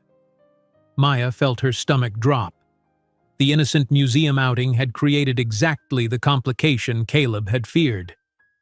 Ms. Brooks has provided some consulting input, Caleb acknowledged, his expression revealing nothing, as have several specialists with expertise in areas relevant to the project. Curious that we haven't heard her name before, Hargrove pressed. Is she with Architectural Innovations? Or perhaps Green Vector? Those firms have approached us before. Ms. Brooks is an independent consultant. Another board member, a man with wire-rimmed glasses who had been silent until now, spoke up. I've reviewed the preliminary budget for Riverfront. There's no line item for external design consultants. A subtle current of tension rippled through the room. Maya recognized what was happening. Hargrove wasn't just questioning the design concept. He was questioning Caleb's transparency and judgment. The initial concept development was exploratory, Caleb explained, his voice level. I authorized it from discretionary funds while assessing whether the approach was viable enough to present to the board. Quite viable, apparently, Hargrove remarked with a thin smile. Viable enough to propose abandoning our established design aesthetic in favor of something that looks remarkably like the trendy sustainability concepts being promoted at that exhibition. One might almost think this Ms. Brooks has had undue influence on Sterling Industries' direction. The implication was clear, and Maya felt a flush of indignation on Caleb's behalf. Hargrove was suggesting not just that Caleb had concealed Maya's involvement, but that he had allowed himself to be inappropriately influenced by an outsider, perhaps even personally compromised. To his credit, Caleb didn't rise to the bait. The concepts stand on their own merits, he stated calmly. The financial projections are sound, the market analysis is thorough, and the technical execution is feasible within our existing capabilities. If the board has concerns about specific elements, I'm happy to address them. For the next hour, Maya watched as Caleb fielded increasingly pointed questions about everything from construction materials to marketing strategy. He answered each with precise knowledge and unwavering confidence, never once glancing toward the hidden room where she sat taking notes and silently cheering him on. Finally, Hargrove cleared his throat. I think we've covered the technical aspects thoroughly. What remains is a question of alignment with Sterling Industries' established brand and market position. He looked around the table, gathering implicit support from several members. I move that we take this proposal under advisement pending further review of comparable projects and competitive analysis. Maya's heart sank. This wasn't an outright rejection, but it was a delaying tactic, a way to push their innovative concept into committee review purgatory where it could be gradually diluted back into conventional Sterling luxury development. With respect, Richard, Caleb interjected, the Riverfront timeline doesn't allow for extended deliberation. We need to file permit applications by the end of the month to maintain our construction schedule. Then perhaps we should proceed with Victor's original designs, Hargrove suggested smoothly. They're fully developed and aligned with our established approach. A tense silence followed. Maya could see Caleb calculating his options, weighing the political capital required to force the issue against the risk of outright rejection if he pushed too hard. "I propose a compromise," offered the shrewd-eyed woman who had spoken earlier. "A 2-week period for Mr. Sterling to address the board's concerns and refine the concept. We'll reconvene for a final decision on the 17th. After some discussion, this motion carried. The meeting adjourned with handshakes and superficial pleasantries that did nothing to disguise the underlying tension. Maya watched as Hargrove lingered to speak privately with Caleb, their body language suggesting a conversation far less cordial than their expressions indicated. When the boardroom had emptied, Patricia entered the hidden office to escort Maya out through a private corridor that would avoid the main executive areas. "How bad was it?" Maya asked, gathering her notes. "I've seen worse," Patricia replied with practiced diplomacy. "Mr. Sterling will meet you tonight at the usual time. He asked me to tell you that nothing has changed." But as Maya left Sterling Tower that morning, she knew that wasn't true. Everything had changed. Their carefully contained collaboration had been exposed, if not fully revealed. Hargrove clearly suspected that Caleb was allowing an outsider, a woman he'd been seen with publicly, to influence major company decisions. And the board's hesitation threatened not just their design vision but potentially Caleb's authority as CEO. She had wanted her designs to be seen, to matter. Now they did, and the consequences were proving more complicated than she had imagined. That night, Maya reported for her regular cleaning shift with a strange sense of unreality. She moved through the familiar routine, emptying trash bins, wiping down surfaces, vacuuming carpets, while her mind remained fixed on the morning's board meeting. The contrast was jarring. Hours ago, she had watched as designs she'd helped create were presented to some of Chicago's most powerful business figures. Now she was back in her navy coveralls, invisible to the few late-working executives who barely glanced up as she entered their offices. She had just finished cleaning the 48th floor when her phone buzzed with a text from Caleb. "Come directly to my office when you're done. Use the private elevator." The message was brief, businesslike, offering no hint of his mood or thoughts after the challenging board meeting. Maya completed her assigned floors with mechanical efficiency, her apprehension growing with each passing hour. When she finally arrived at Caleb's office, she found him standing at the window, his back to the door, silhouetted against the night skyline. He had removed his jacket and tie, and even from behind, the tension in his shoulders was evident. "They're not going to approve it, are they?" Maya asked quietly, closing the door behind her. Caleb turned, and in the dim light, his expression was more open, more vulnerable than she had ever seen it. "They might. If we make compromises." "What kind of compromises?" "The kind that would render the vision unrecognizable." He moved to his desk where a half-empty tumbler of amber liquid sat beside scattered papers. "Richard Hargrove paid me a visit after you left. He made his position quite clear." "Which is?" "That my father would never have considered such a radical departure from the Sterling aesthetic. That environmentally integrated design is a passing trend, not a sustainable business model. That I'm being influenced by outside thinking at the expense of company tradition." Caleb took a sip from his glass. "And most explicitly that my association with you is raising eyebrows." Maya felt a chill that had nothing to do with the office temperature. "He knows who I am." "He had you investigated after Daniels mentioned seeing us together." Caleb's voice was flat. "He knows you're on the cleaning staff. He knows you have a design degree, and he strongly implied that our relationship is inappropriate." The word hung in the air between them, loaded with unspoken possibilities and accusations. "We haven't done anything inappropriate," Maya pointed out, though even as she said it, She recognized that the boundaries between them had blurred beyond simple professional collaboration. Not by any reasonable standard, Caleb agreed, but Richard operates on perception, not reality. A CEO secretly working with a night cleaner on designs that would transform the company's direction? It violates his sense of proper hierarchies. So what does this mean for the Riverfront project? For our work together? Caleb set down his glass with deliberate care. Richard offered a compromise.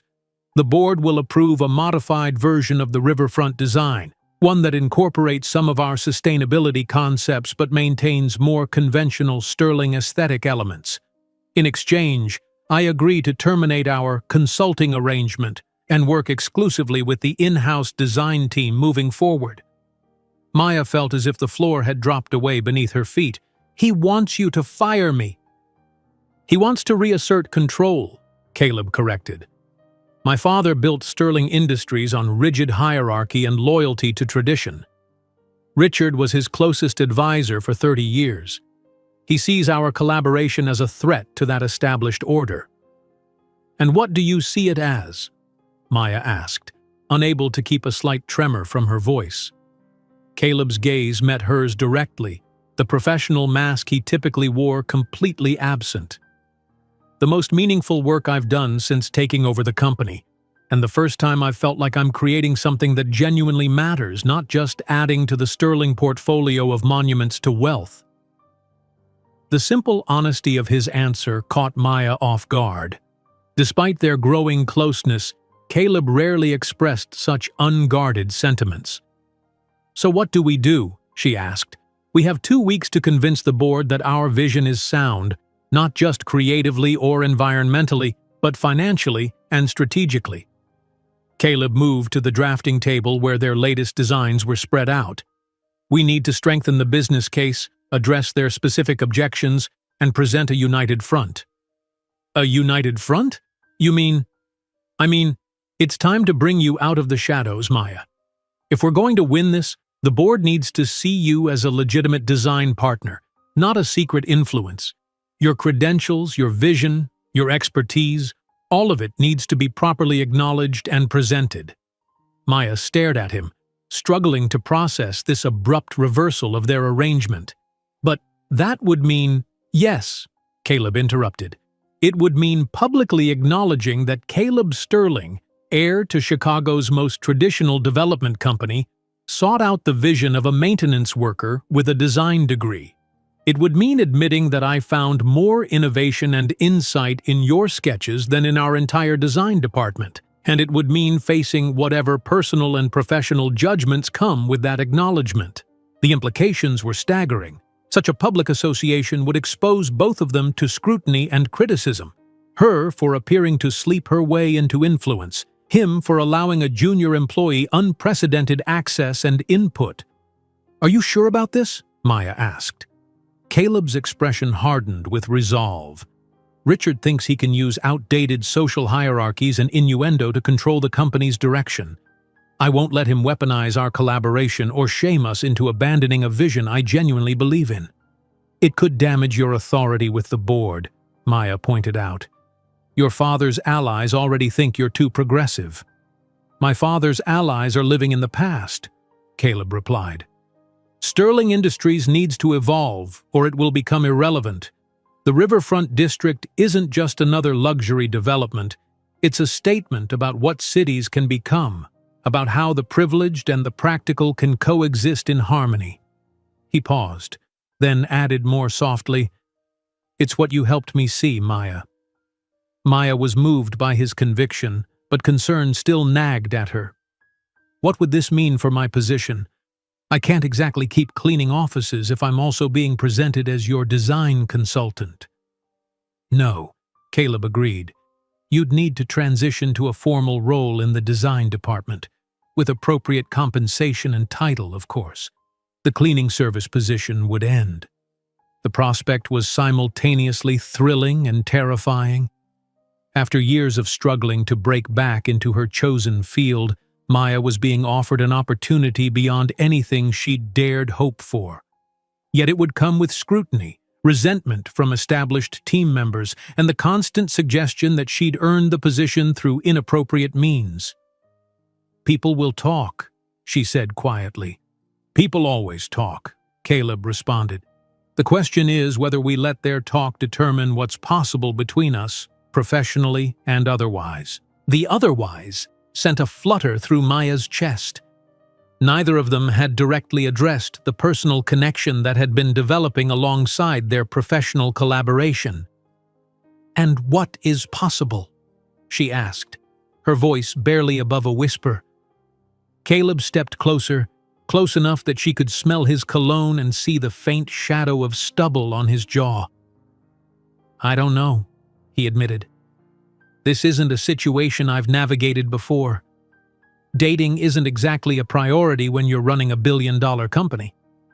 "Is that what we'd be doing? Dating?" The word seemed simultaneously too juvenile and too conventional to describe whatever was happening between them. "I'm not sure we need to label it yet." His gaze was intent, searching. "But I know that when I'm working with you, I'm the person I want to be. Not just Caleb Sterling, CEO, but someone who's creating something meaningful. Someone who sees possibilities instead of just profit margins." "I feel the same way," Maya confessed. "Working with you, being seen by you, it's made me remember who I am beneath the coveralls and practical compromises." The space between them seemed charged with possibility. Maya was acutely aware of how alone they were, how late the hour was, how many unspoken feelings had been building between them over these weeks of midnight collaboration. Caleb's hand rose slowly, hesitantly, to touch her cheek, a gesture so gentle it barely disturbed the air. Maya felt her breath catch as his fingers traced the line of her jaw with reverent care. "We should focus on the presentation," she murmured, even as she leaned almost imperceptibly into his touch. "2 weeks isn't much time." "No," he agreed, his voice low. "It isn't." But he didn't move away. Instead, his gaze dropped to her lips, a question in his eyes. Maya knew she stood at a crossroads. The professional in her recognized all the reasons to step back, to keep their relationship strictly business until the riverfront project was secured.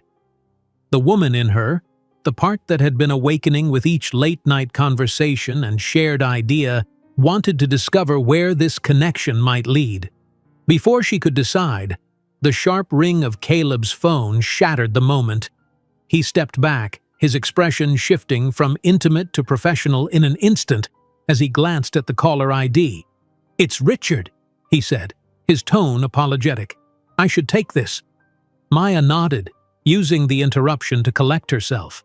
As Caleb answered the call, she moved to the drafting table, focusing on their designs rather than the confusing swirl of emotions the near kiss had evoked. The call was brief but clearly tense, with Caleb's responses growing increasingly clipped. When he finally ended it, his expression was grim. "Richard has called an emergency executive committee meeting for tomorrow morning," he explained. "Apparently, several board members have concerns about the riverfront direction that can't wait 2 weeks." "That's not a good sign," Maya observed. "No, it's not. It's a power play." Caleb ran a hand through his hair, a rare gesture of frustration. "Richard's gathering his allies to force a decision before we can strengthen our case." "What do we do?" Caleb checked his watch. Nearly 3 a.m. "We prepare. All night if necessary. If they want to fight tomorrow, we'll give them one." His eyes met hers, determination replacing the vulnerability of moments before. "Are you with me, Maya?" In that moment, despite all the complications and risks, Maya's answer was never in doubt. Always. As they turned their attention to preparing for the unexpected challenge ahead, Maya recognized that something fundamental had shifted between them. Whatever happened with the riverfront project, whatever obstacles Richard Hargrove and the board placed in their path, they had silently agreed to face it together, not just as collaborators, but as partners in a deeper sense. The near kiss hung between them, unresolved but not forgotten, a promise of possibilities once the current battle was won. Morning arrived with brutal swiftness. After working through the night refining their presentation and strengthening their arguments, Maya and Caleb had barely an hour to freshen up and prepare for the emergency executive committee meeting. Patricia, arriving at her usual early hour, took one look at them hunched over the conference table surrounded by empty coffee cups and ordered breakfast from the executive kitchen. "You can't fight Richard Hargrove on an empty stomach," she declared, her practical efficiency a welcome anchor amid the tension. She'd also brought Maya a garment bag. "I took the liberty of picking up something suitable from the boutique downstairs. I estimated your size."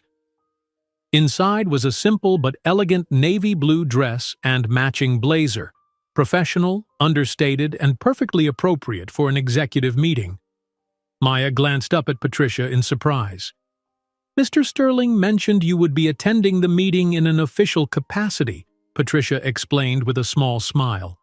The cleaning uniform seemed suboptimal. As Maya changed in the private bathroom, she caught her reflection in the mirror and barely recognized herself.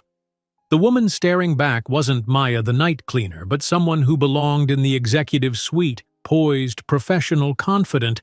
The transformation was both empowering and terrifying. When she emerged, Caleb had also changed into a fresh suit Patricia had brought from his private closet in the office. Despite the sleepless night, he looked commanding and focused, though Maya could see the tension in the set of his shoulders.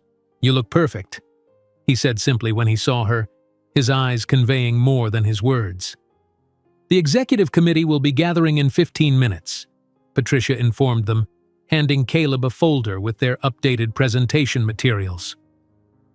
Richard arrived early with Victor Danning and James Holden from legal. "Not subtle, is he?" Caleb remarked dryly. "Bringing the head architect and legal counsel suggests he's planning more than a discussion." "He's planning an execution," Patricia corrected bluntly. "Yours, professionally speaking. Be prepared." As they walked together toward the boardroom, Maya felt a flutter of panic. "Should we have a contingency plan? What if they reject everything outright?" Caleb stopped, turning to face her in the quiet hallway. "Maya, regardless of what happens in there, I want you to know something." His voice was low, meant only for her. "Finding your sketch that night was the best thing that's happened to me, professionally and personally, in years. Whatever comes next, I don't regret any of it." The simple sincerity of his statement steadied her. This wasn't just about a design project anymore, or even her career. It was about standing up for a shared vision, for the connection they'd forged through late nights and creative collaboration. "Neither do I," she replied, matching his honesty with her own. The executive committee, 6 members of the full board including Richard Hargrove, was already seated when they entered the boardroom. Victor Danning sat at one end, a portfolio of alternative designs prominently displayed before him. James Holden, Sterling Industries' general counsel, occupied a corner position, legal pad at the ready. "Ah, Caleb!" Richard rose with a smile that didn't reach his eyes. "Thank you for joining us on short notice." His gaze slid to Maya, the smile thinning. "And you've brought Ms. Brooks, is it? How interesting." "Maya Brooks is the lead design consultant on the Riverfront District project," Caleb stated firmly, pulling out a chair for her at the table. "As such, her presence is essential to this discussion." "Lead consultant?" Victor Danning couldn't contain his surprise. "I was under the impression she was part of the maintenance staff." "Ms. Brooks has a degree in architectural design from the Chicago Institute of Design," Caleb responded smoothly.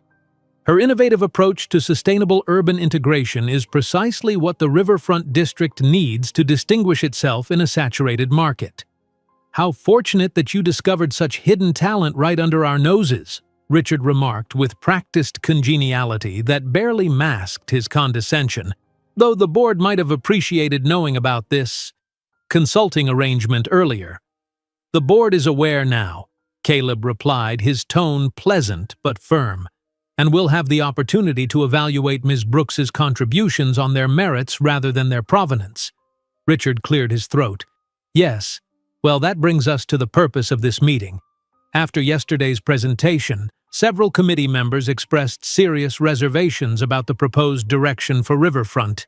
Victor has prepared alternative concepts that better align with Sterling Industries' established aesthetic while incorporating some modest sustainability features. Victor jumped in eagerly, spreading out renderings of a design that looked like every other luxury development in Chicago.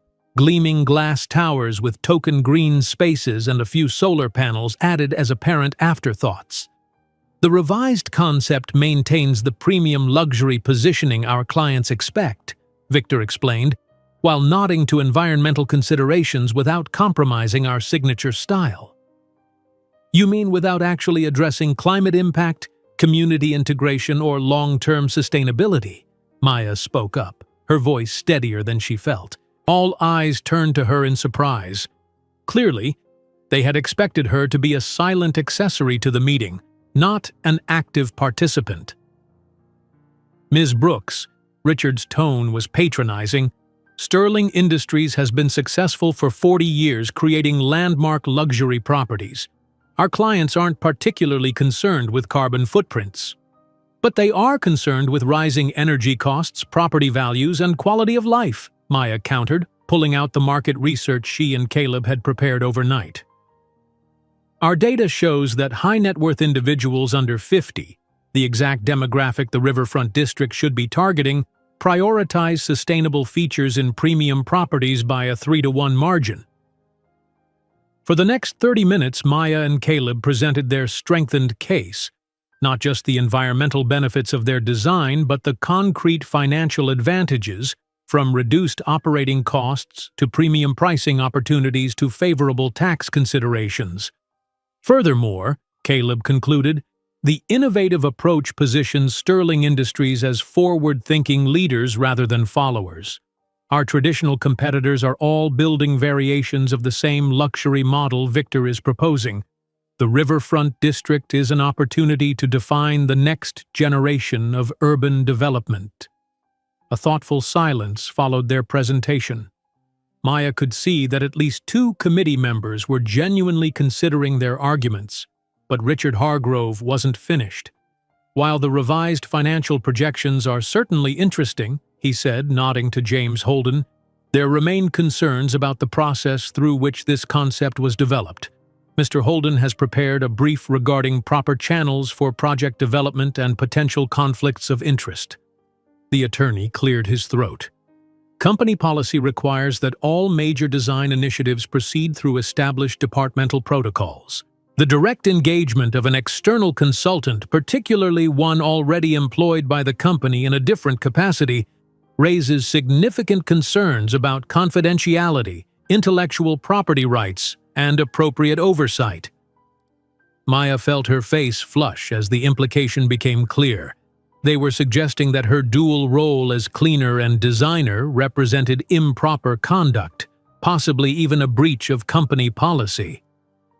The arrangement with Ms. Brooks was authorized by me personally, Caleb stated, his voice cold.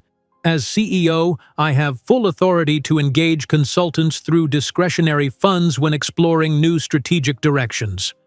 Of course you do, Richard agreed with false cordiality. The question isn't your authority to hire consultants, Caleb. It's the wisdom of secretly developing a complete alternative to our established design approach with someone whose primary qualification appears to be personal compatibility. The insinuation hung in the air, ugly and explicit now. Richard was publicly suggesting that Caleb's interest in Maya's designs was romantically motivated.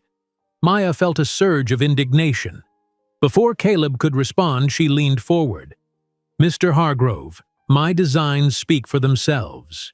If you have specific technical objections, I'd be happy to address them. But if your only concern is that I don't have the right pedigree or connections to influence Sterling Industries' direction, then perhaps you should examine the assumptions underlying your business model. A stunned silence followed her statement. No one, certainly not a former member of the cleaning staff, spoke to Richard Hargrove that way. Richard's face darkened. "Ms. Brooks, your presumption is—" "Exactly what Sterling Industries needs," Caleb interrupted, his expression resolute. "The presumption to question outdated approaches, the courage to propose something better, and the talent to execute it."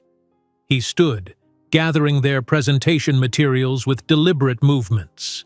"This meeting was called to ambush us, not to genuinely evaluate the riverfront direction. So let me be absolutely clear. Sterling Industries will be proceeding with our innovative concept for the riverfront district. If the executive committee wishes to formally oppose this direction, you may call a vote of no confidence in my leadership at the next full board meeting." The challenge was audacious. A vote of no confidence could theoretically remove Caleb as CEO, but it was a nuclear option that would create turmoil for the company and its shareholders. Richard and his allies would be reluctant to trigger such a dramatic confrontation without certainty of victory. "That won't be necessary," said Catherine Winters, an executive committee member who had remained silent until now. "I, for one, find the revised concept compelling, particularly the financial projections. Sterling Industries should be leading innovation, not resisting it out of habit." "I agree," added Martin Chen, another committee member. "The markets are evolving. Our approach should evolve too." Richard's face was a study in controlled fury. He had clearly expected his allies to fall in line behind his opposition. "This is a significant departure from established company direction," he cautioned, "one that requires careful consideration." "Then let's give it careful consideration," Catherine suggested reasonably. "A formal vote at the next full board meeting with complete information and without extraneous personal insinuations." The meeting concluded in a stalemate. Not the outright rejection Richard had engineered, but not approval either. As they filed out, Catherine paused beside Maya. "That was quite a debut, Ms. Brooks," she said quietly. "Sterling Industries could use more fresh thinking. Don't let the old guard intimidate you." When they were finally alone in Caleb's office, the adrenaline that had carried Maya through the confrontation began to fade, leaving her shaky and uncertain. "Did we just win or lose?" she asked, sinking into a chair. "Neither." Caleb loosened his tie, looking simultaneously exhausted and energized. "We forced them to consider our vision on its merits, not dismiss it on technicalities. Catherine and Martin's support was unexpected and significant. And Richard's opposition was exactly as expected, and vicious." "Richard believes he's protecting my father's legacy," Caleb said, though his tone suggested limited sympathy. "He's wrong, but his intentions aren't entirely self-serving." Maya considered this. "What happens now?"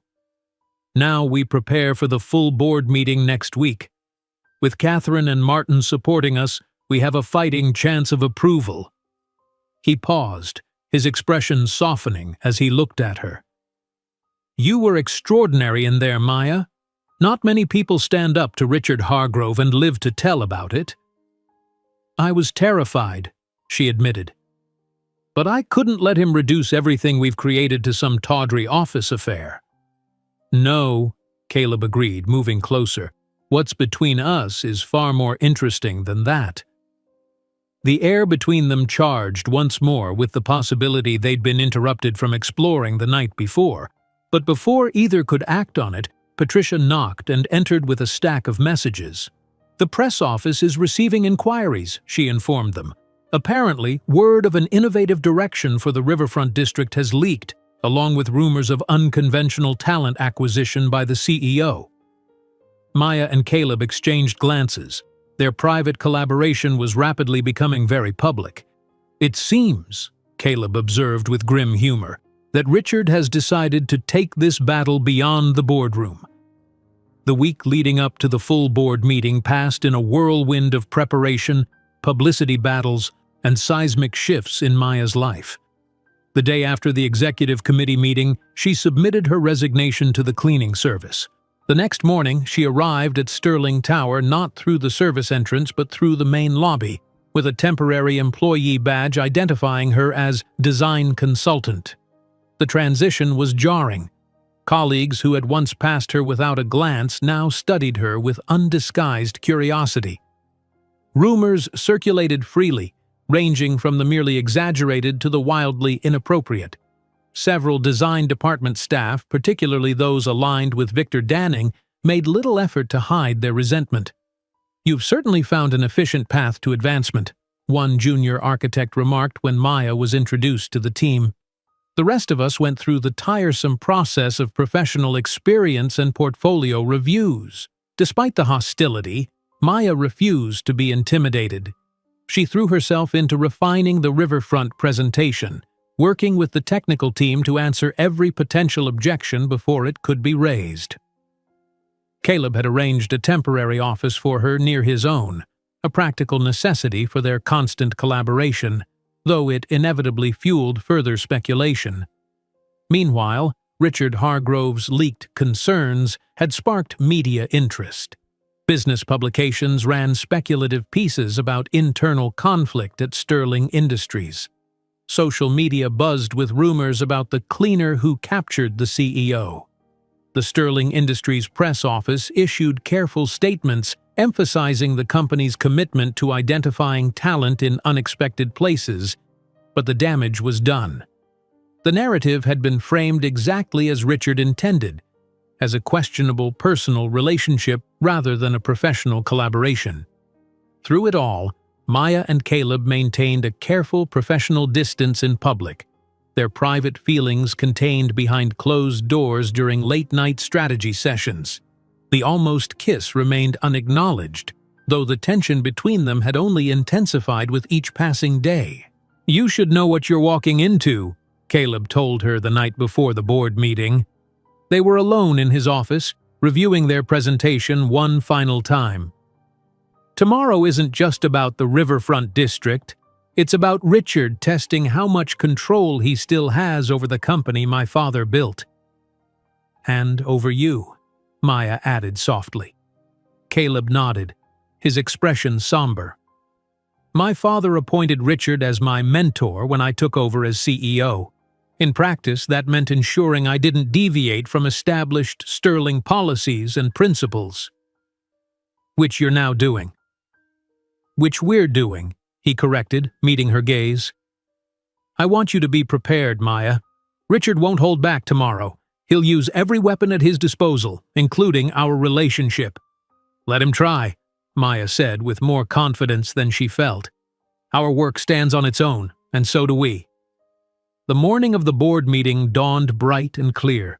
Maya chose her outfit with care, the navy dress and blazer Patricia had provided, now tailored to fit her perfectly.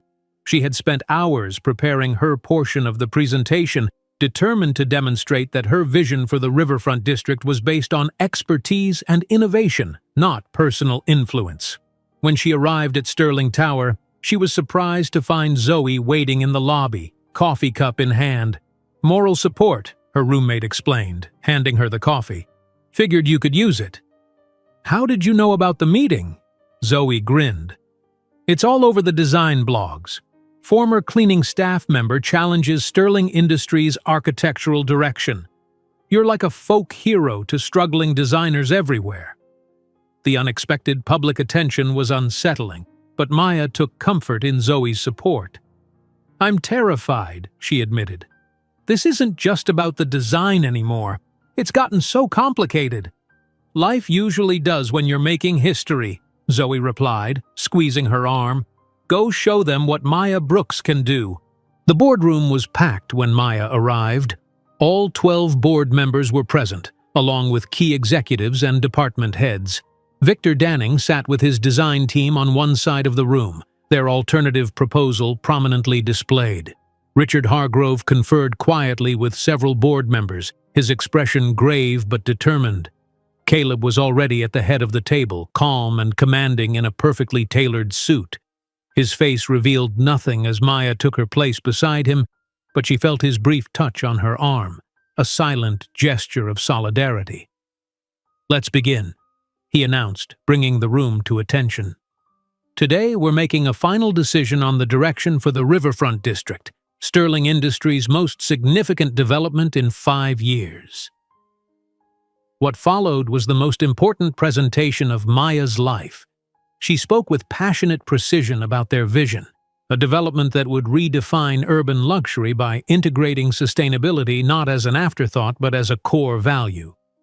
She presented detailed technical specifications, cost projections, and market analyses, answering questions with confident expertise. "Ms. Brooks," Richard interjected during her explanation of the integrated water management system, "your background is primarily theoretical, correct? You've never actually overseen the implementation of designs at this scale." "Few designers have at my career stage, Mr. Hargrove," Maya responded evenly. "But innovative concepts often come from fresh perspectives, not just established experience. The technical execution has been validated by your own engineering team." As the presentation concluded, Caleb took center stage again. "The choice before us today isn't just about one development project. It's about what Sterling Industries will become in the next decade. Will we lead innovation in our industry, or will we continue replicating the past until we're overtaken by more visionary competitors?" Richard Hargrove rose, his expression stern. "This is about more than abstract visions, Caleb. It's about respecting the Sterling legacy. Your father built this company on certain principles: luxury, exclusivity, timeless elegance. This concept," he gestured dismissively toward their designs, "sacrifices those principles in pursuit of trendy environmentalism and questionable social integration. My father built this company by understanding what the market wanted before his competitors did," Caleb countered. "If he were here today, he would recognize that the luxury market is evolving. Sustainability isn't a trend, it's the future. And social integration isn't questionable. It's essential to creating vibrant urban environments where our properties will thrive." The debate continued, growing increasingly pointed as board members weighed in on both sides. Maya noticed Catherine Winters and Martin Chen actively supporting their position, while Richard's allies emphasized tradition and proven approaches. Finally, Richard played his last card. "We cannot ignore the unusual circumstances surrounding this proposal's development," he said, his tone regretful but firm. "Ms. Brooks moved from cleaning staff to design consultant under highly irregular conditions. The board must consider whether personal factors have unduly influenced what should be objective business decisions."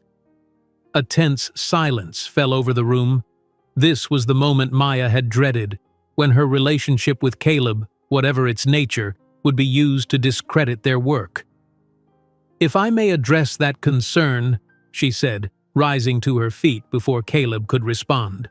All eyes turned to her, surprise evident on many faces. "Yes, Mr. Sterling and I met under unconventional circumstances. Yes, our working relationship has developed in ways neither of us anticipated." She took a steadying breath. "But the designs before you weren't created because of any personal connection. They emerged from a shared vision of what cities could be, what Sterling Industries could become." She looked around the table, meeting each board member's gaze directly. "Judge our work on its merits, on the financial projections, market analyses, and technical specifications we've provided. If you find the concept lacking, reject it. But don't dismiss innovation simply because it came from an unexpected source or challenges your assumptions about who deserves a voice in this company's future." When she finished, Catherine Winters began to applaud, joined quickly by Martin Chen and several other board members. Even some of Victor's design team looked impressed by her candor and conviction. "I believe we're ready to vote," Catherine suggested, looking pointedly at Richard. The vote was 7-5 in favor of proceeding with Maya and Caleb's Riverfront District concept. Not an overwhelming mandate, but a clear victory nonetheless. Richard's face was tight with controlled anger as the meeting adjourned, while Victor Danning left without speaking to anyone. "You did it," Catherine told them quietly as the room emptied. "Both of you. Now the real work begins, turning this vision into reality while navigating the politics you've stirred up." Later, in Caleb's office, the reality of their victory began to sink in. Maya stood at the window, looking out at the city where her designs would soon rise from the riverfront. tangible proof of her vision, her persistence, her talent. "Where do we go from here?" she asked as Caleb joined her at the window. The question encompassed far more than next steps for the project. "Professionally, you'll need to decide whether you want a permanent position in the design department or prefer to establish an independent consulting relationship," Caleb said, his tone carefully measured. "Either way, your role in riverfront implementation is secured." "And personally?" Maya turned to face him, tired of dancing around the connection that had been building between them for weeks. Caleb's professional mask slipped, revealing the genuine emotion beneath. "Personally, I'd like to take you to dinner. Not pre-dawn eggs at a diner, but a proper dinner where we're both dressed like this and there are no designs to discuss." "A date," Maya clarified, a smile playing at her lips. "Yes." He stepped closer. "I know the timing is complicated. There will be talk, assumptions. Richard and his allies will use it against us." "There's already talk," Maya pointed out, "and I'm tired of letting fear of what others might think determine what's possible between us." Caleb's smile transformed his face, warming his eyes and revealing that rare dimple in his cheek. "In that case," he said softly, "we have unfinished business." This time, when he leaned down to kiss her, there were no interruptions, just the gentle press of his lips against hers, a kiss that felt like the beginning of something both had been seeking long before they found each other. 6 months later, the groundbreaking ceremony for the Riverfront District drew media attention from across the country. The innovative concept had already won 2 design awards and sparked similar projects in other cities. Maya stood beside Caleb as he addressed the gathered crowd, her position as lead designer now firmly established and respected even by former skeptics. Richard Hargrove had resigned from the board 3 months earlier, unable to reconcile himself to the company's new direction. Victor Danning had eventually come around, finding unexpected creative energy in the challenge of incorporating sustainability into his technical approach. As Caleb ceremonially turned the first shovelful of earth, Maya remembered their first encounter, a midnight confrontation over a sketch that had fallen from her pocket. How far they had come from cleaner and CEO, from whispered collaboration to public partnership, from hesitant attraction to the strong, balanced relationship they now shared. The Riverfront District would rise as a testament to their joint vision, a place where innovation and tradition could coexist, where luxury found meaning beyond exclusivity, where boundaries between different worlds dissolved into something better than either could be alone, just as they had done themselves. If you enjoyed this story, don't miss the next one. Just click on the screen.